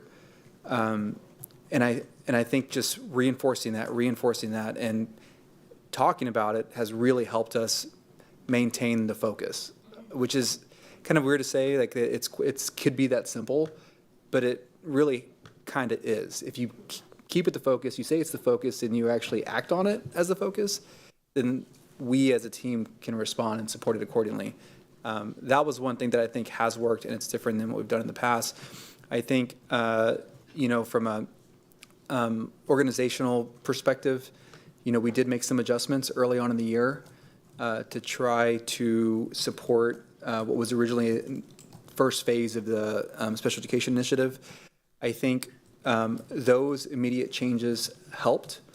A year ago, we only had one executive director in special education. Now we have two, right? And that was a reflection of just the sheer amount of work that had to go through the system, and the fact that there was not a bottleneck, but there was just lack of we just couldn't support the work at that level. And so those adjustments organizationally, I think, have helped. And I probably would say that one of the things that has been difficult for us is getting all the systems in the past to all align. So one of the things that we probably don't talk about enough is that we're now in our third iteration of a database that holds this data. And so when you go back and pull files for a student from 2019, 2020, where staff has to go to 3 different systems. And those systems have different access points, they're in different formats. Some of them, you have to actually go through and pull PDFs, and that's all like resource intensive. And so I think, we are now, a lot of this has been impacted by decisions in the past. And those changes over the last several years have made it sometimes challenging to go back. And that's something that I think we're working through. It maybe isn't something that we originally identified as such a big barrier for us, because just pulling the data, one student over for 4 years, they're going to have to go through different systems, and then we have to make sure all the data is accurate, and that is a lot of time. And so those are 2 or 3. Dr. Robinette, I don't think anything else you'd like to share? No. So that's. Thank you. That really leads me into my next question, which is, with all that you've learned, what can the board do, and how everyone's working together, what can we do to support this work going forward? I think being responsive to the recommendations we're going to bring forward over the next several months. As part of the TA order, there is an audit that is underway right now, and the findings of that will impact the recommendations that we move forward with. One of them will be kind of the revamping of MTSS, and that is a huge lift. That is going to consume resources. It's going to require an expansive communication and engagement strategy, and all of that has to be done within a finite time in order to maintain compliance. And so I think complete buy-in to that is going to be important. And so as we bring that forward, communicating to you all what it's going to require of the administration, and also acknowledging that there are going to be some pain points along the way. That is a big, big, big lift, and we haven't really talked about it a lot, but it's going to be significant. So I think that would be it, is when we come, we're going to have plans, we'll have processes, we'll have engagement strategies, and telling us where our blind spots are, right, as we roll this out, but also recognizing that what we're bringing forward is going to be resource dependent upon y'all's approval, and require like both the administration's and the board's buy-in to actually get it done, because it is going to be a big lift. So I don't know, Dr. Robin, I keep saying everything, but I think the continual support of the board in terms of those things that are coming around the bend, us having a deeper bench in terms of the data collection and analysis. I still think that change has made a tremendous difference, and we've needed to now sort of grow that, especially when it comes to the tracking of processes and et cetera. I never want that to go away at 99.99% or at 0, because it's sort of like, ironically, MTSS removing a student too quickly from an intervention support that's appropriate, and then saying, you got it. the systemic change has been really profound due to a number of things associated with that, because it allows our best thinkers, not only the folks creating the visualization, but to do better strategic thinking and leaning in about that. And then having the system overall, not only with the aspects associated with the order, you've invested additional days in the professional learning plan for this next year. Those things add up. So not only for completion of the order, but for us to be able to build additional capacity. We'll talk about this in a future presentation as well, around universal design, more inclusive practices, all of the components that we have in mind. It helps us to provide more enriching programs and services, really, service delivery model for our students that can be reflected in the IEPs that are developed for them. So those will be some pieces. And increases for our staff to be able to really retain strong staff for teaching, for related services, and all the supports that will be necessary to really be a preeminent service provider as a district. Yeah, thank you so much. All right, so I'll just loop back to this side. Any trustees on this side? Okay, trustee Hunter. Okay. You didn't have anything, right, trustee Gonzalez? Okay. Go ahead, trustee. Okay, good. Trustee Whitley Chu's comment about what's working and what's not kind of triggered something. So there was a question birthed in me. Dr. Baker mentioned the break and weekend evaluations. And as part of our question stems, a really good one is who is struggling the most and who's getting the most. And that made me think about, and I'm not trying to commit the district, just asking a genuine question. What happens to our families who can't because they're working? Do they just get pushed to the back of the line, or if they don't have transportation, or what happens? So 1 to 2 weeks prior to the winter break or whatever break we're testing, we'll call the families and ask if they can't come in, if we can't find a suitable scenario where that happens, then when we come back from break, they're being tested. So it's not a matter of, okay, your ticket gets punched for below. It's nothing like that. And most of the evaluations that we were completing over the past winter break were actually within timelines as well, because some of the ones that were past due, they couldn't come in. So the first day that we got back, they're getting tested. And I did want to make a point about the evaluations that sometimes you don't just start and then finish the evaluation. Sometimes some of these students that are on this pending list, there's multiple pieces that have already been done for them. It just hasn't been synthesized and put together in the report. So I do want to bring that point up, that we utilize most efficiently what we can get done at that time. So if they're pending a bilingual school psychologist, we have 3 in the district. So that is a huge need for potential future hires. It's like, we need school psychologists who are bilingual. I mean, we'll take diagnosticians that are bilingual also, but there's a unique need that's unmet with that area. So we use contract staff, but we have a shortage in the state and in the nation for bilingual school psychologists anyway. So, so we do everything else that we can without needing that one piece, or if we're waiting on the speech portion of that, or if we're waiting on the school psychologist portion of it. So they'll do bits and pieces that they can do. The teachers will do observations. We'll send parent rating forms. We can do parent interviews with maybe someone that's not the school psychologist or the educational diagnostician. Maybe the general counselor wants to help out with that. So there's different pieces and components that we can try to get done as much as possible. And that's when our evaluation supervisors come in to kind of help piece that together. Okay, what does that need? And it's just kind of bending and borrowing from there to get it done as quick as possible. So to answer your question, it's not a ticketed system. We do prioritize the past due. Obviously, those need to get in as fast as possible, but no one is penalized, because also these are all school days, not calendar days. And that's my next question. Yeah. He's 21. Saturday, so like 13 years since I had to walk through that system. And I remember there being pieces Yeah. of like someone coming in and watching them. That's not going to be intrusive, right? You're just watching a child to do that third party, whatever, that Yes. diagnostician, right? Yes. But then they're pulling them out of class and asking them questions, Yes. right? And so I'm kind of thinking about equity here. So if I can't bring my kid on a Saturday or a weekend for those reasons, my child is losing instructional time, right? Correct. To get this done.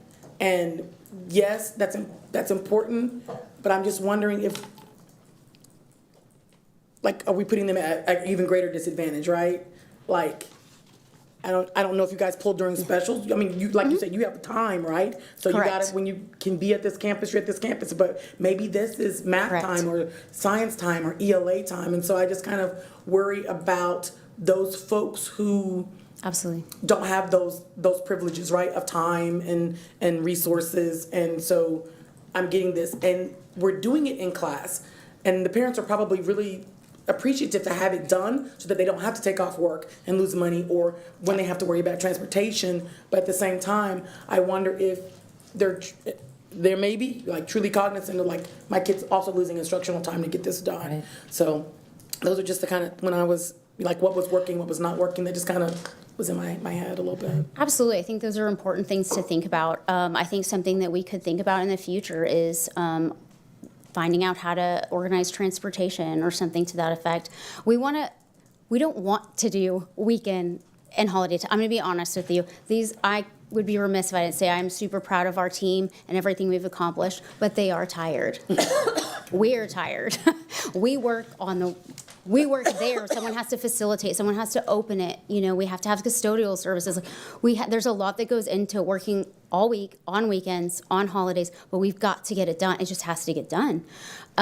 But I will say these are great, but also know that we have a very hardworking team that continues to work hard, and it's not sustainable over time if we keep with that. We also employ a lot of contracting to be able to supplement. And honestly, most of the winter breaks and the holiday testing is done by contracting companies. So when we're looking at building the system and taking that back, like, we will have to look at an increased number of evaluators to be able to withhold the system and the increase. So there's just something to be aware of. Obviously, we'd like to prioritize, we need bilingual evaluators. That's a question very on here. much How can so. the board help?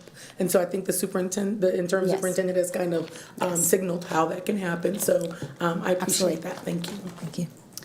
All right. Well, thank you, everyone. So as part of our commitment to monitoring, our next step is to choose whether or not to accept this report based on a few questions.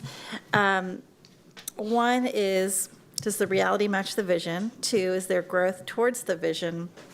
And 3, is there a strategy and plan sufficient to cause growth toward the vision? In addition to that, our coach, Ashley, has sent me a few other tips for the script, which I will probably implement next time, but it's super helpful. But essentially, if we're not ready to answer yes to accepting this report, we're not really approving something, we're just acknowledging that we accept this and have had a satisfactory conversation with the superintendent and staff and have a deeper understanding about how the current reality for students lines up with the vision for them. So if we're not ready to answer yes to these questions, it may be most appropriate to table this vote. But before we vote, are there any questions or comments, hesitations? Okay, so we will take a formal vote. I would entertain a motion from a trustee on accepting this report. Okay, so do we have a motion from trustee Zapata? Do we have a second? Second. Okay, and a second from trustee Lugo to accept this board monitoring report. Is there any discussion? Okay, all those in favor, raise your right hand. The motion passes unanimously. Thank you. Okay, so thank you, trustees, and thank you to our wonderful staff and Mr. Segura. So we will now move to our information reports and updates. It's more special education. So our first informational item is an update on the TEA agreed order. The board has scheduled monthly updates on the order at each board information session. There's not a time limit on this section as it counts towards our 50% student outcomes and special education monitoring time goal. We have received confirmation from our LSG coach, Ashley, that the board may ask questions related to inputs and outputs, as well as student outcomes, of course, but that it would not be appropriate to provide advice on special education implementation. So I would like to start by expressing a deep appreciation not only to the staff here tonight, but to the hundreds of staff who have worked, maybe thousands of staff who have worked towards improving special education services for that our students are entitled to. This is still a top priority for the board. So, Mr. Segura. Thank you, President Singh. Now I'd like to invite Dr. Jacob Reach, Chief Officer of Government Relations and Board Services, to join us. Tonight, we will have an update on the TEA Special Education Agreed Order, and he'll be pulling up a presentation here momentarily and kicking this off.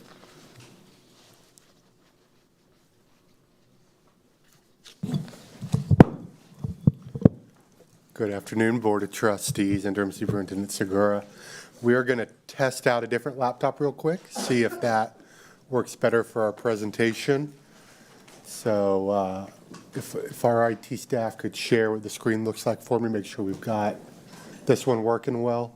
Oh, all right, so we've got a backup, no fear. We are going to use my other laptop through Zoom for the presentation. So while I bring that up, we want to bring forward an update on our TEA approved order. Of course, we haven't really had an opportunity to go through this approved order in a lot of detail since the board's legal counsel was able to kind of share what we were expecting of this back in September. So this presentation for this month may be a little bit longer than some of our future ones because we really want to make sure that we have a high-level overview of what's in the order, what we've done to date, and just as importantly, what are we doing with our special education audit, which is a big part of this order. So let me go share.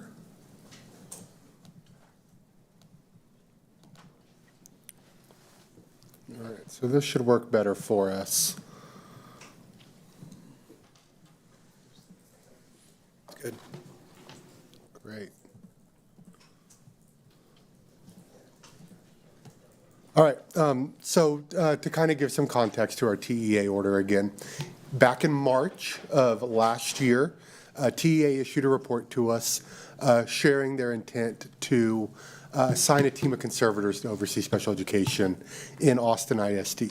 At that time, the district submitted a request for an informal review so that we could share information with TEA based off of the work that we had already put in place to address many of the issues that came up in that report.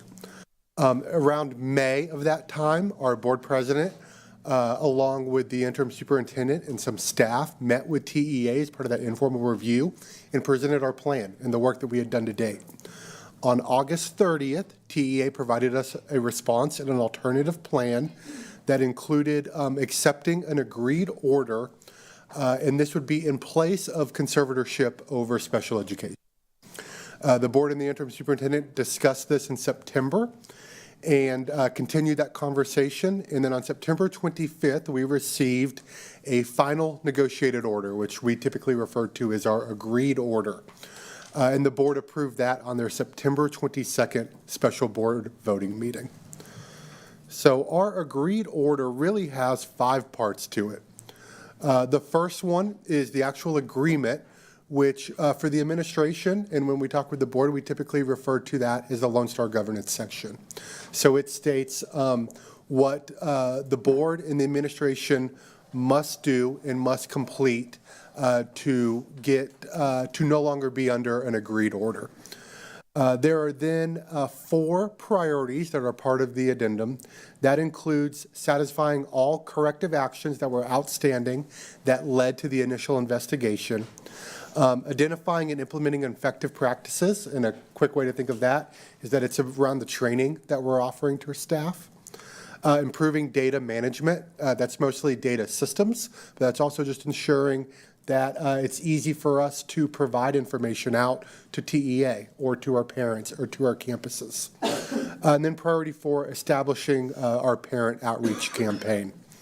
So I'm going to go through all of these in just a few minutes, but first I want to talk a little bit about how we monitor all of this. So we've put in place a lot of different steps to ensure that we have a strong system for monitoring our agreed order. First and foremost is ensuring with the superintendent at the lead, holding weekly quality assurance meetings where we discuss pretty much all the same things that I'm going to discuss with you tonight. What is the work that we have going on right now? Where are we at on these various steps and requirements? What do we have coming up? And where are there some issues that need a little bit more attention? That's our opportunity to inform the superintendent of the work and to also think through, are there any changes that are needed, or are there any adjustments, or is there additional support? That's just one of the meetings that we hold every week, however.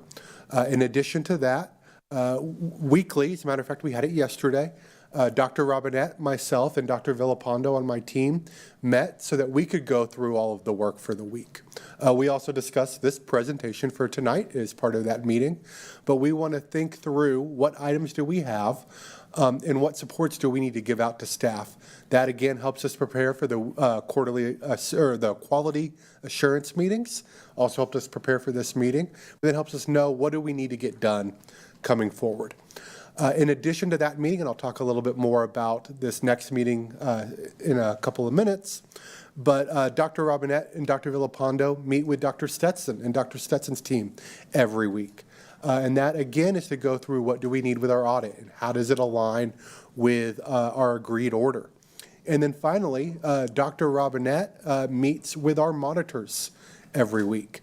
And I probably should have mentioned that, of course, another part of this is that TEA did appoint 2 monitors, Sherry Marsh and Lisa Shockley. We are thankful for their work. Both of them were here today. One of them is here with us tonight at this board meeting. I believe the other one is actually watching at home as well. She let us know earlier. But we have weekly meetings with our monitor. We also include our monitors in all these other meetings whenever we can. So if they are here in the office with us and we're holding one of these meetings, we want them there because they're offering such valuable advice for us on those other things that we need to be thinking about and we need to be looking for. And as I'll mention in a couple of minutes, they also play an important role in a lot of these priorities to where they're approving our steps through these priorities. So another thing that we've really instituted in all of this work is smart sheets. So going beyond just basic spreadsheets and creating really detailed work plans using smart sheets for these various plans. So we have one just for the TEA agreed order. We have another one for the LSG work that we do with you and the board. We have another one for all the work that needs to be done with Stetson as part of our internal audit. And we'll go through those smart sheets in all these different meetings to see where we're at. And of course, they're all set up to help us monitor what needs to be done, what are the next steps, and what's going to help us scaffold into the future work. And then we've also have a shared drive that all of the people who I've mentioned and a lot of other great staff on our SPED team and on my team and talent strategy and in the superintendent's office all have access to, so that we're all utilizing the same documents, and that we all know here's where we get that information. So I want to talk a little bit about what we do during these meetings. And these are in no particular order, they're just in the order that I wrote them. But it's kind of 4 things that is always on my mind when we do these meetings. And the first is that when we're meeting with Matthias or meeting with our monitors, we need to bring our data. We need to show what is the work that we're doing. So when we're in these meetings, we're not just sharing with our interim superintendent, with our monitors that, oh yeah, we've completed that. We are bringing with us spreadsheets, or we're bringing with us the documentation that shows here's how we've accomplished that. Likewise, we're sharing that data with TEA. It's not enough for us to tell TEA, hey, we've completed this. We're saying, yeah, we've completed it, and here's the list of 7,000 staff who got trained. And here's the date that they completed and how we know that they've completed that training. So bringing our data is incredibly important. Redundancy is something that is not always helpful, but in this case has been extremely helpful because we were having multiple people check all this work. So I am checking this work. Dr. Robinette is checking this work. Then we're coming together and we're checking with each other. Hey, I got 18. What did you get? Oh, you got 18 also? Great. We know that we're working forward on this. So we do a lot of this work over again, not because we're gluttons for punishment, but because we want to make sure that we got it right. We want to make sure that we're all on the same page, we all have the same information, and we're moving forward. Another one that's really important for us is that this work is about quality first, but it's also about compliance second. I want to make sure that it is not about compliance first. We recognize that the purpose of all this work is to ensure that our students have the supports and the unique, specially developed instruction that they need to be successful in what they're doing. In addition, all of our teachers and all of our staff need to have the supports and the resources necessary to get that work done, because they're the ones who are working with the student. We could sit there and we could create compliance mechanisms for all of them, but there's going to be no joy in that work. And so really it's about ensuring that they have what we need, and then the compliance is those guardrails that are ensuring that all of this is still getting done.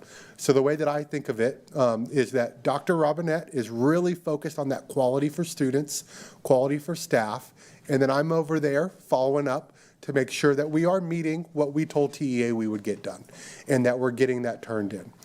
And so that is another big focus. And then, of course, last, document everything. And I mean that we are documenting everything that we are doing on this agreed order. I showed you earlier, you saw kind of an agenda of one of our meetings. So we keep running agendas of all of our meetings. You can keep scrolling down and you can see what happened at previous meetings. And you can see the information that was shared, the deadlines, and the items that are needed. We are keeping track of all of this, as I mentioned, on a smart sheet. But in addition, we also have a backup document to that. We just list everything that gets turned into TEA. And then in our shared drive that we have, not only are we keeping track of all the documentation, but we're keeping the drafts of our documents. So that if we need to sit there and figure out, well, how did we get to this point, we can go back and look at the work that brought us there. One of the important things about documenting everything is that we want to make sure that we have a system that if I'm not here in 2 weeks, or Dr. Robinette is not here in 2 weeks, anyone else can come back in here and say, well, I know where we're at. I know what needs to get done because here's the documentation that I need. Here's the timeline that I need, and I know where to find it. So anyone should be able to come back in and figure out where we're at and keep this work going. It's not relying on one person or a small group of people. It's available to anyone. So now I want to talk a little bit about the agreed order and where we're at so far. So altogether, we have 99 deliverables to TEA that we need to turn in. These are about not quite 3 years. I think the last one is just a little short of 3 years away. But sometime between now and then, or really I should say between September and then, we will have turned in 99 different responses, artifacts, documentation to TEA to demonstrate that we are moving forward on this work. So far, we've completed 23 of those tasks, and in just a minute, I'm going to give a very high level on what we've done with those different tasks. But some of the big ones that we know about and that I want to highlight is that we've changed district policies, part of our LSG requirement. We've approved a board handbook. We've updated our special education website and our outreach materials to make them more family-centered. And we've also developed a new parent advisory committee. We actually met today with our monitors to review the membership of that committee. And at our next report in February, I'll be able to provide some more information on that committee and their work coming forward. And they will have their first meeting on February 21st. So I'm having to double do computers here, but in this one, of course, went to sleep on me. But I want to share kind of where we're at on some of these items. I'm not going to go into great detail on any of these items, on any single item, but I'm happy to through questions later. And luckily, Dr. Robinette and Dr. Baker were able to explain some of the really detailed ones of completing prior evaluations. So under our LSG portion, that's the original agreement. We already know we've contracted with our LSG coach and we've done the LSG training. And we have also completed all of the policy changes. The other big item that we have that will be due at the end of this month is that the board will actually complete their first board self-evaluation. Once you've completed that self-evaluation, in addition to that public conversation we have at the meeting, I'll actually take a copy of that evaluation, provide it with a letter to TEA and to our LSG coach, who is part of those responses, to share how we have accomplished that requirement of ensuring that we are doing quarterly evaluations. Priority one I mentioned is really around the corrective action plans. So the big part of that, which you just talked about in a lot of detail, is ensuring that all of those out of compliance and out of date evaluations are completed. And we have completed that, and I want to make sure that I get this right with Dr. Robinette, through June of 2023. Is that right? June 30th. Thank you so much. So we have caught up all the way through June 30th, 2023, and we have submitted to TEA all of those students along with every date that each one of those steps were completed. TEA then asked us for a sample of those students, and then we pulled every one of those students' files and shared those back with TEA so that they could actually see that that document we provided to them with those dates are aligned with documentation in those students' files. We just responded back on the latest group, and then at the end of this month, we will have our final group of students to report on. The other part of that priority one is closing out the 14 corrective action plans that were open and were part of the original investigation. So for every part, these are individual students we're talking about. This was a corrective action plan because of a concern brought forward by an individual family and an individual student, mostly either for delay of evaluation or not providing required services. And TEA has outlined for us steps that we need to take to demonstrate that we have addressed that original concern. So what we are now doing is every month, Dr. Baker works with TEA and their staff to answer whatever corrective action plans we currently have open and to give updates on where we're at on those plans. So that could be that we've trained staff. It could be that we've held a meeting with that student. It could be that we provided compensatory services, depending on that individual corrective action plan. We then send that documentation to TEA, and then they respond back either telling us, yep, you're moving forward, or we need more information. Once those are closed, we get a closure letter, and that becomes our evidence for addressing back to the other departments of TEA how we've satisfied that corrective action plan. So as I mentioned, we have 14 of those total. So far, we have already closed out 4. We've actually closed out more than 4, but 4 of them, the deadline was due for us to respond back. So we've closed those out as part of the order. Did someone say, Mr. 11, yeah. But we've actually closed out 11 of those. We just have not done our final response to TEA because they are not due for some other amount of time. So then we're going to move on to priority 2. Priority 2 is 2 major parts. Training is the big one. And we have done a lot of training so far. The big part is training all of our campus administrators and many of our district administrators on ARD committee manager training, and also ensuring that we have trained all campus principals, general education teachers, special education teachers, and evaluation staff. So basically every teacher in the district and campus administrators and evaluation staff on TEA guidance documents. That was completed back in December, and we were able to report out on the almost 7,000 staff members who have all completed that training. One thing that we've wanted to ensure, especially when we're talking about teachers, is that this is done within the schedule that already is set up for teachers. We're not trying to create Saturday trainings. We're not trying to ask teachers to come in for additional days. We want to utilize those professional development days that we have to complete this training. Now, understanding that there are some extenuating circumstances, we are working with TEA for what if a staff member comes in and joins us in September? What if they were on leave during that time? What if there's another situation that may mean that they don't meet that original requirement? So we continue to discuss with TEA to ensure that we have dates in place on how to address those various situations. And then with our teachers especially, One of our big things when we talk to TEA is that it's not enough for me to say a teacher was on leave, so I'll get it done in a week. Because what am I going to do? Take a teacher out of the classroom for a week so that they can continue the training? So we tell them, hey, our next PD day will be available on this date. So we will get it done following that date, and working with them to use the PD dates that we already have in our schedule. We have a lot of other big training coming up.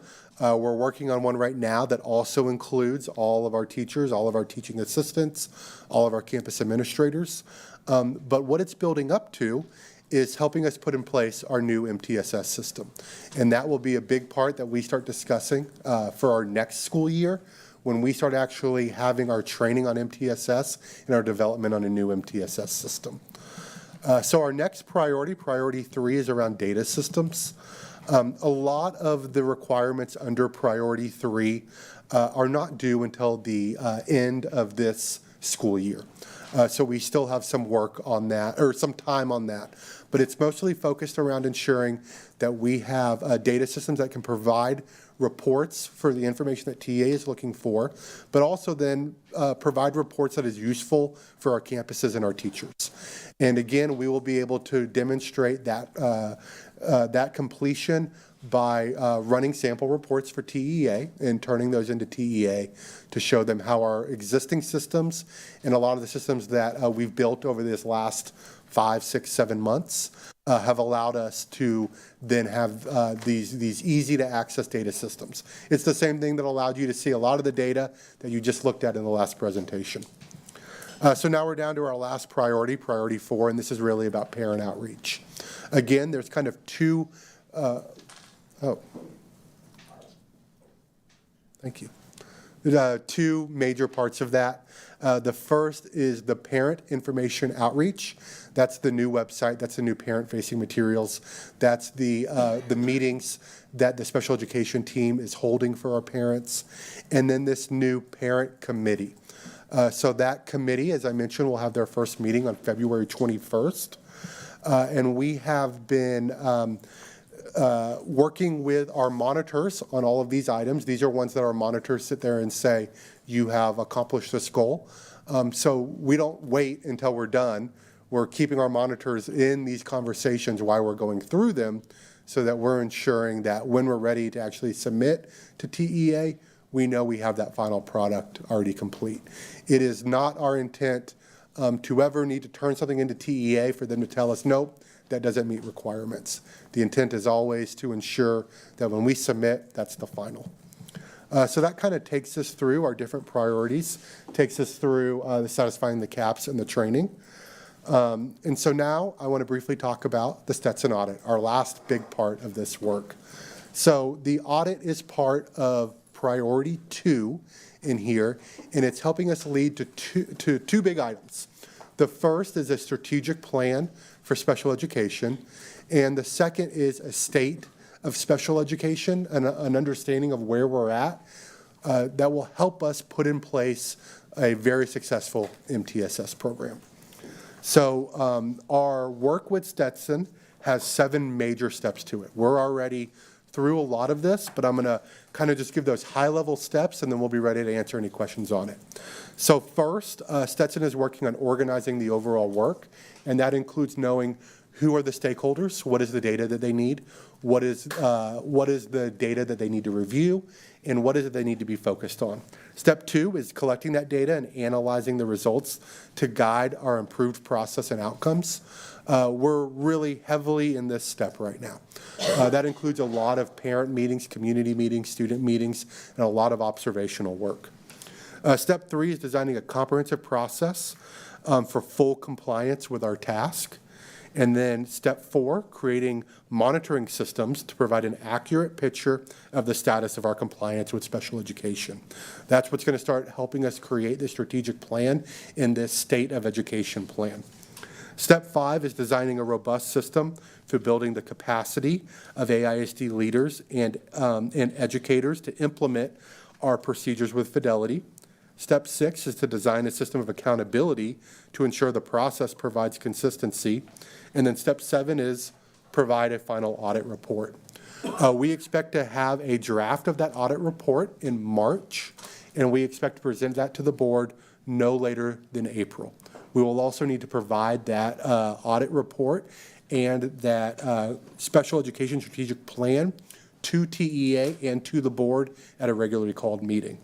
Both of these will then go in to that report on the state of special education, which we'll need to submit to this board by June and submit to TEA before July 1st. So I kind of mentioned some of the work that's already happening. We're doing the weekly organizational meetings with Stetson. We do those in person when we can, but many times they'll be on the phone because Stetson's either out at our campuses or out doing some of the review of data desk work, so they may not necessarily be here in the office. They've been doing a lot of job-alike, or they've already completed a lot of the job-alike focus groups and reviews. That was working with teachers, working with principals. They're now still in the middle of working with our community partners, working with our parents and working with our students to gather feedback.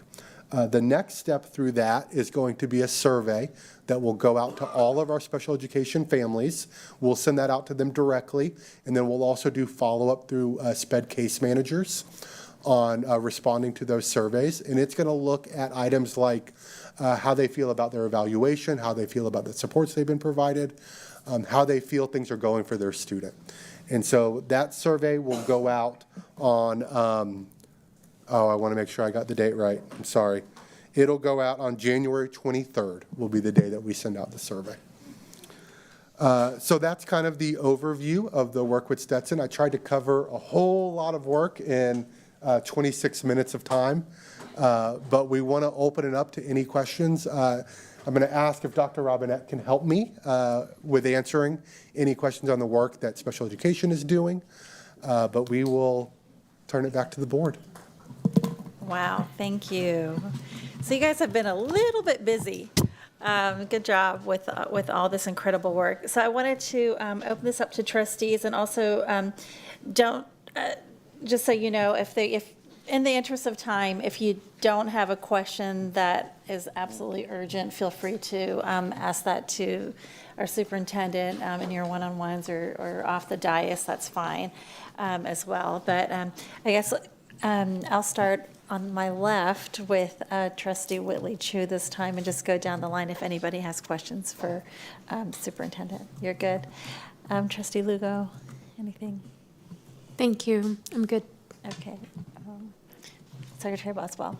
Yeah, thank you for all of this. I have one question. Are there any challenges that you see ahead that you think we need to anticipate? Any things that you think are going to need kind of extra attention or resource that you don't see a clear path for at this point, or do you think we're well prepared for everything that's ahead of us?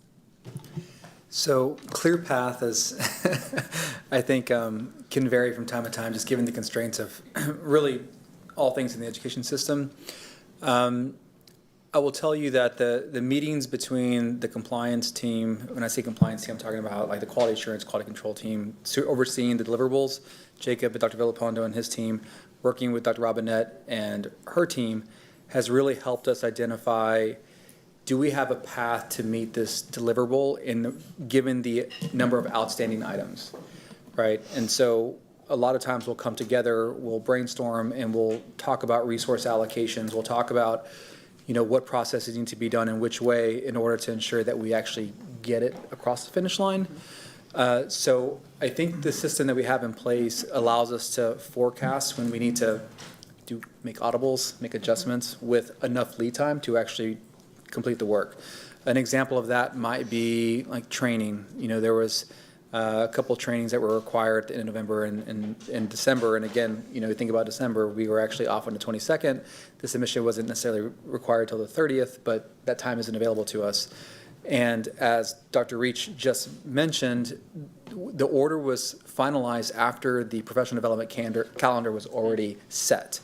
So we had to kind of work with our principals, who did an amazing job accommodating the request, to kind of fit in all of this and then still meet the expectations that they have with their staff.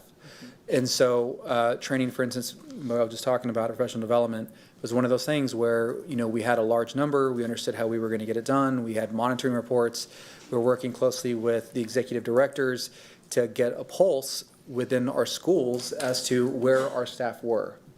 And I'll tell you, there are times along the way where, I'm a little anxious, but, I have the executive directors and the assistant superintendents and secondary and school leadership telling me, hey, our principals have communicated with their staff and they have a path and I feel good about it. And so there's a lot of that's occurring across, over this process. And I think the connecting between Dr. Reach and Dr. Robinette and Patty and the rest of the team has really helped us. So I would say every one of these is going to have a challenge, without a doubt. I think for us, it's coming together with a process that allows us to identify them early enough to recover.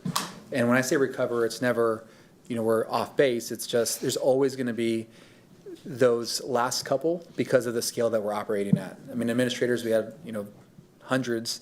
We had staff, and those in the thousands. And so when you think about getting every single one of those across the finish line, at the end of the day, there's 3 or 4. I mean, those 3 or 4 means that we're not compliant. So we're not creating the opportunity for us not to be compliant. One of the things that I thought was a creative solution was, we have a path.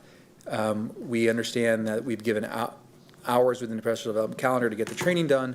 But if all else fails, we have testing locations or training locations. Rosedale was one, central office was one, and then we worked with the teaching, leading, and learning team as well as branding and talent strategy to determine, do we need to provide a substitute in order for that individual to come take the training at central office?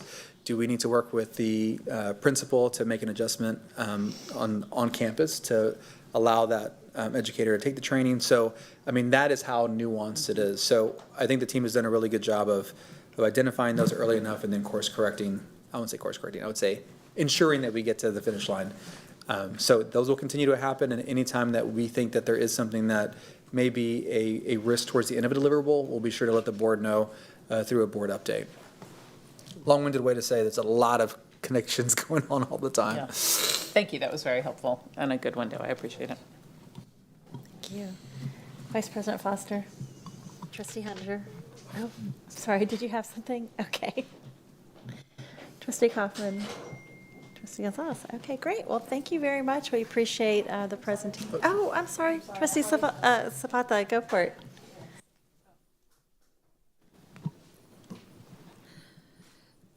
Dr. Reed, you mentioned that a survey will be going out to parents on January 23rd. When is the deadline for them to return it, and when would we get that information? I'm going to need to check on the deadline. It'll go out to parents with a student who receives special education services. So it is possible that not every family in the district will receive it, just in case someone doesn't get it and wonder where it is. I think it's open for 2 weeks. Is that right? Okay. Yeah, I believe it's open for 2 weeks. So that would take us through February 7th. Okay, thank you.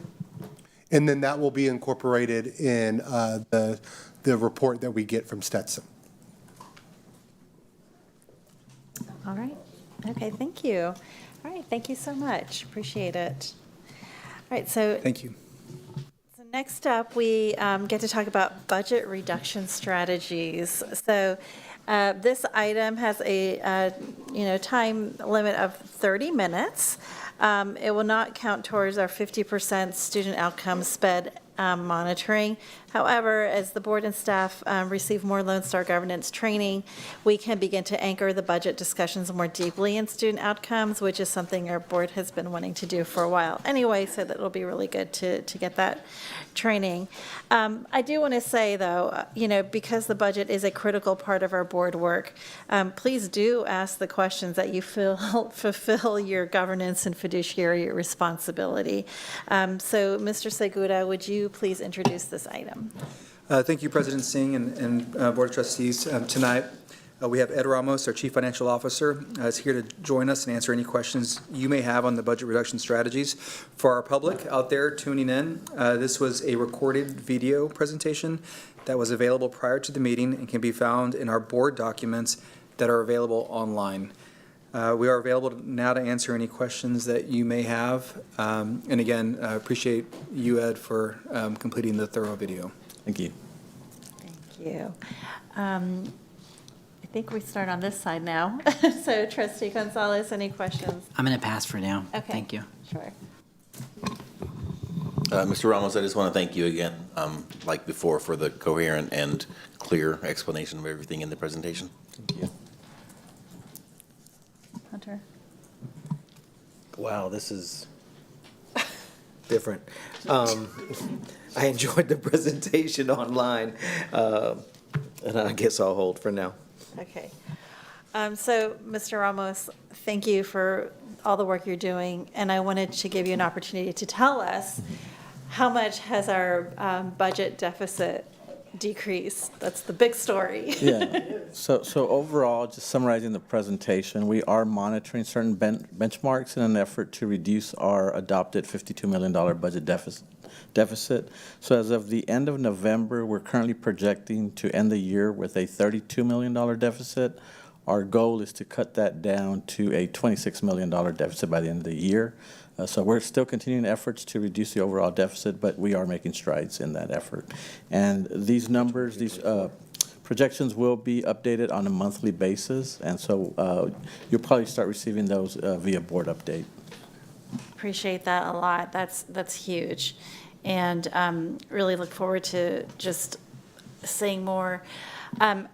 One of the things that I kind of wanted to call out was on the presentation, I guess it's slide 9, reviewing contracts based on student performance and outcomes. And so I think this is a really good area where we can, anchor student outcomes in the discussion of budget. But I wanted to get a sense of like how you all are going to undertake this, or how you are undertaking this, because I mean, in such a complex organization with so many different variables, how do we figure out which of our contracts are, leading to student outcomes and which ones are, worth increasing investment in and that type of thing? So we have had those conversations with our leadership team. One of the areas that we stress is that as contracts come up for renewal, or actually several months before that occurs, that's the opportunity where we have to look at those contracts and specifically measure what benefit they're bringing to the district with regards to student outcomes, or what is our return on investment. And so we're actually in the process of developing a matrix that will help our leadership team kind of analyze the contracts as they come due for renewal, and create a point system where they can analyze and really look at, is this a contract that we want to continue for the next year? Also, this becomes very important because there has not been an increase to the basic allotment as of the last legislative session. And so these are areas that we are going to have to continue to monitor and make some decisions, whether we consolidate contracts that perform the same service. We know such contracts exist, and so not only on the contract side, but on the software side as well. So those are areas that we are monitoring as a district. And so, President Singh, one of the things that I want to emphasize is that, I think when we use the term return on investment, we're missing something. And it's a term that's often used, and it's just really trying to communicate that the investment has the largest impact, right? But it's always very linear when you use that type of calculation. So one of the things that we're endeavoring to do is to ensure that there's an intent applied to it, and we actually kind of been socializing the word like return on intent, because we recognize that different students have different needs, and if you just look at distribution of funds over a student population, you might quickly find that a student group may be receiving more than another, but that may be okay because the needs may be greater. And so the goal is that through the development of the tool, similar to what we did in the long-range plan, we have the ability to kind of tailor it to the student needs, but their specific needs based on whether they've been historically underserved, whether the demographics suggest that there are additional needs. And so I just want to make sure that that's clear. It's not just an algorithm that says, No. Because I think you would find that not only in how we, bond plan, I mean, we have schools where the investment very much is needed and supports a student population that may be less than what you would see elsewhere, and that's okay. And so I just want to make sure that it's communicated to our public and to the board that that type of intentionality is incorporated into what we're going to be developing. Yes, that makes a lot of sense. When we were at the Council of Great City Schools conference, there was I want to say it was Fort Worth. I can't remember which district it was, but they actually had a pretty interesting model and it was working with DMG Group, who AISD had contracted with a couple of years ago to do some of this work. And so it might be interesting for us as a board to kind of think about, some of those strategies that other boards have used as they work with their administration on these types of things. It's super interesting. And you're right, it's not a direct linear relationship. Even if you think like things like community schools, and wraparound services, like that's not going to necessarily have a direct impact on something immediately, and, even communities and schools as well. Like these are really holistic programs that are sometimes it's harder to define, their impact so easily. Well, I think if we do a good job of identifying the need, then we can, use the resources we have to determine effectiveness. And that's really what we're wanting to get to, right? Because if the investment was to serve a certain student group and it's not effective, then that needs to be evaluated. If it is effective, then the relationship between the dollars and the number of students isn't really as relevant, right? It's really, does the investment match the need and is it effective? And so that is the kind of intentionality that we're going to incorporate. So we're really trying to get away from that assumption that it's dollars student ratio. Got it. That's helpful. Thank you. The other thing I wanted to call out was the Title I usage. And I know that this has been kind of something in the past, a couple of years, maybe it was 2 years ago or so, we learned after the fact that we did not use all the Title I funding that we were entitled to. I don't know how much we missed out on, but I'm really happy to see that we're on top of it now. So I'm wondering if there's any further insight you have on some of that, how I'm curious to know how you were able to monitor that. And right now I see that we have 21% actuals being utilized, and we're halfway through the school year. So how are we going to get the other 80% or so? So the federal grants have allowed us to use prior year Title I funds. They've extended the period that we have to expend those. So we're prioritizing those dollars to make sure that they are expended. We're working with our Department of Curriculum and School Leadership to work with campuses to kind of look at best practices that we can deliver to our principals to really guide them as far as what are some of the best practices that we have even within our district and how are we expending these funds. This year we've also invested in instructional coaches. Those are working very well, and so we are looking at continuing that investment for next year. And so that's one of the areas that allows us to really use our Title I dollars efficiently. One of the challenges that we know that we're going to face in 24-25, though, is that our Title I dollars are decreasing. And so that is part of our reduction in overall enrollment and our inability now to carry over as much as we carried this year. So we have applied for a waiver. That waiver can be applied for through TEA once every 3 years. This current school year is when that is taking effect. But once we expend those dollars, which is this current fiscal year, then they go away the following school year. So there are going to be some challenges next year that we are discussing as a leadership team, and we'll work with our principals as far as their impact to the campus.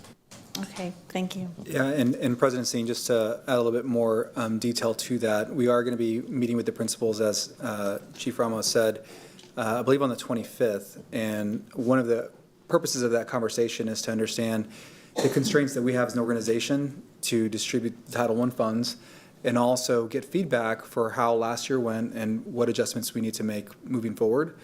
so that when we come back with a recommendation, it's considerate of those inputs. But I do want to reemphasize what Ed just said, which is the total dollar amount this coming fiscal year will be less than what it was this year. And that's a function of the number of students that have been identified as economically disadvantaged has gone down. And so when we bring that back, we'll be able to provide more, kind of more of a framework to that methodology. That's helpful.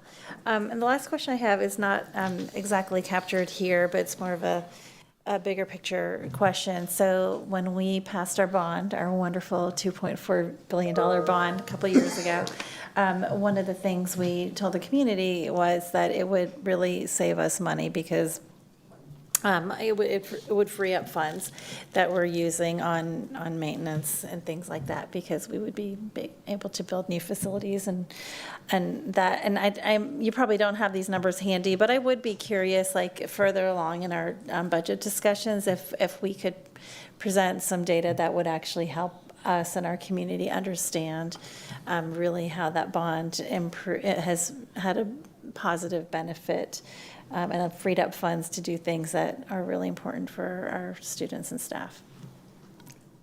Yep. So we can absolutely do that. One of the things I do want to maybe point out is that in the last budget process, we did take into account some savings that would be yielded due to the implementation of the 2022 bond program. And we will continue to include those in our budget projections. But in actuality, it's really a function of the investments and how those get constructed over a period of time. And we are starting construction on many, many of these projects, but that construction duration will take us through this year and much of next. So we are tracking. It is an estimate, and we can, budget for it. But really, we're in the second and then the following third year of the bond cycle. You'll be really begin to see actuals. So right now it's a projection, but it'll move into actuals here before too long. Great, thank you. Which direction are we going? I can't remember. Okay, all right, Trustee Boswell. Trustee Boswell. Thank you for this. I just have one question. In the video presentation, which I encourage people to watch, you had talked about the fact that our per-student funding is falling. Can you tell me a little bit more about that, kind of how much has it fallen, and help me understand the why of that and what we need to anticipate? So it's basically, the best way to describe it is since 2019, we've been living on a fixed income. And so when I talk about the per-student funding declining, it's because of inflation. Over the past 4 years, inflation has grown drastically, especially for school districts when it comes to teacher, staff compensation, increased utility costs, just some of the increased costs for student services. And so when we take that inflation into consideration, the dollar amount that we have to spend per student has actually decreased over the past several years. It would take, some estimates say, it would take an increase of about $900 to the basic allotment per student just to catch up to the inflation that we've lost since 2019. So in the aggregate then, that's impacting, we're having to make harder and harder choices. Fewer dollars are going to the classroom because more are going to utilities, insurance, all the other things. That's correct. And then you add the challenge of declining enrollment, and so that also becomes a challenge for the district. Okay, thank you for that. Trustee Zapata? Okay. Trustee Lugo? Yeah, thank you. No questions. Okay. Trustee Whitley, too, you're good? All right. Yes, Trustee Hunter. I don't have to have an answer. By the way, the 20-minute was good, and I did read, I think it was Trustee Boswell's questions? No, that was your questions. They both have one. Oh, yeah, I was reading the questions. And the one thing that I guess we can maybe see in a board update is how we're going to be impacted by the federal decision on special education, because that was like not awesome to read about. So I would ask the superintendent, one, like how is that going to impact us which is, I guess it's good to find out now as we're making these, starting our budget meetings. And then the second piece of that is,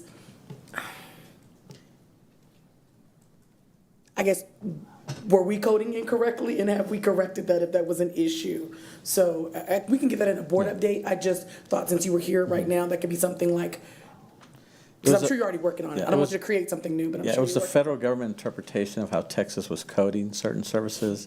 And so for us, it's a $6.7 million reduction in our federal SHARS Medicaid estimate.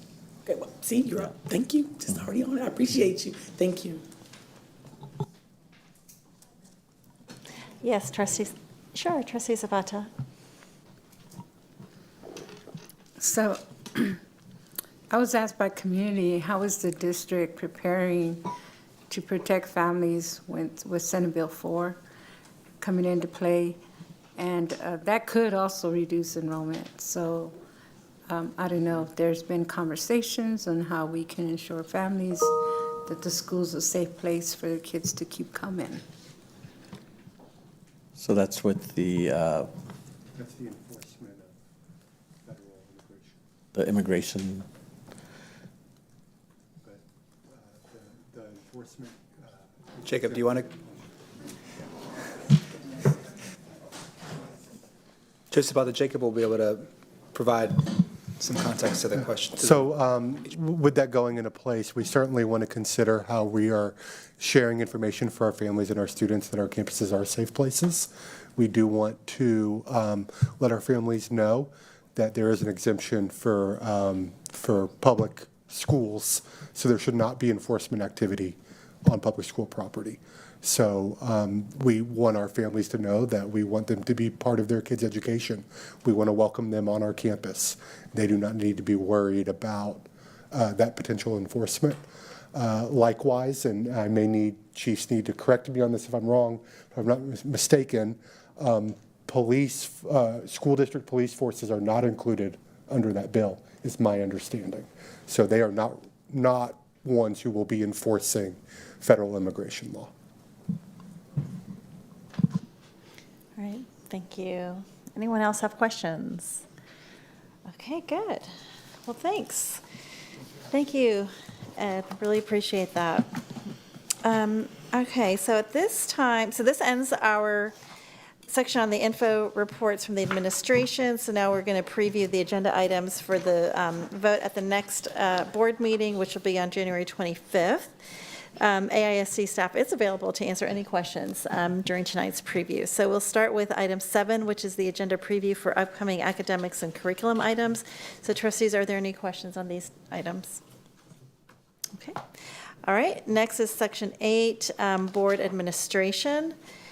Trustees, are there any questions on this item? Okay. Next is section 9, business and finance. Any questions here? All right. So I'll move on to section 10, which is facilities. Any questions on these items? Yeah, of I course. missed the one I had a question on. Of course, yes. On the board administration for 8.1, appointment to the Travis County Appraisal District. When will that name be part of the record that we're going to be voting for? When will it be in the agenda? Jacob Reach, will you come up to the table, please? We do have a finalist, but we have not confirmed. It will certainly be part of the posting when we post for the regular voting meeting. Thank you.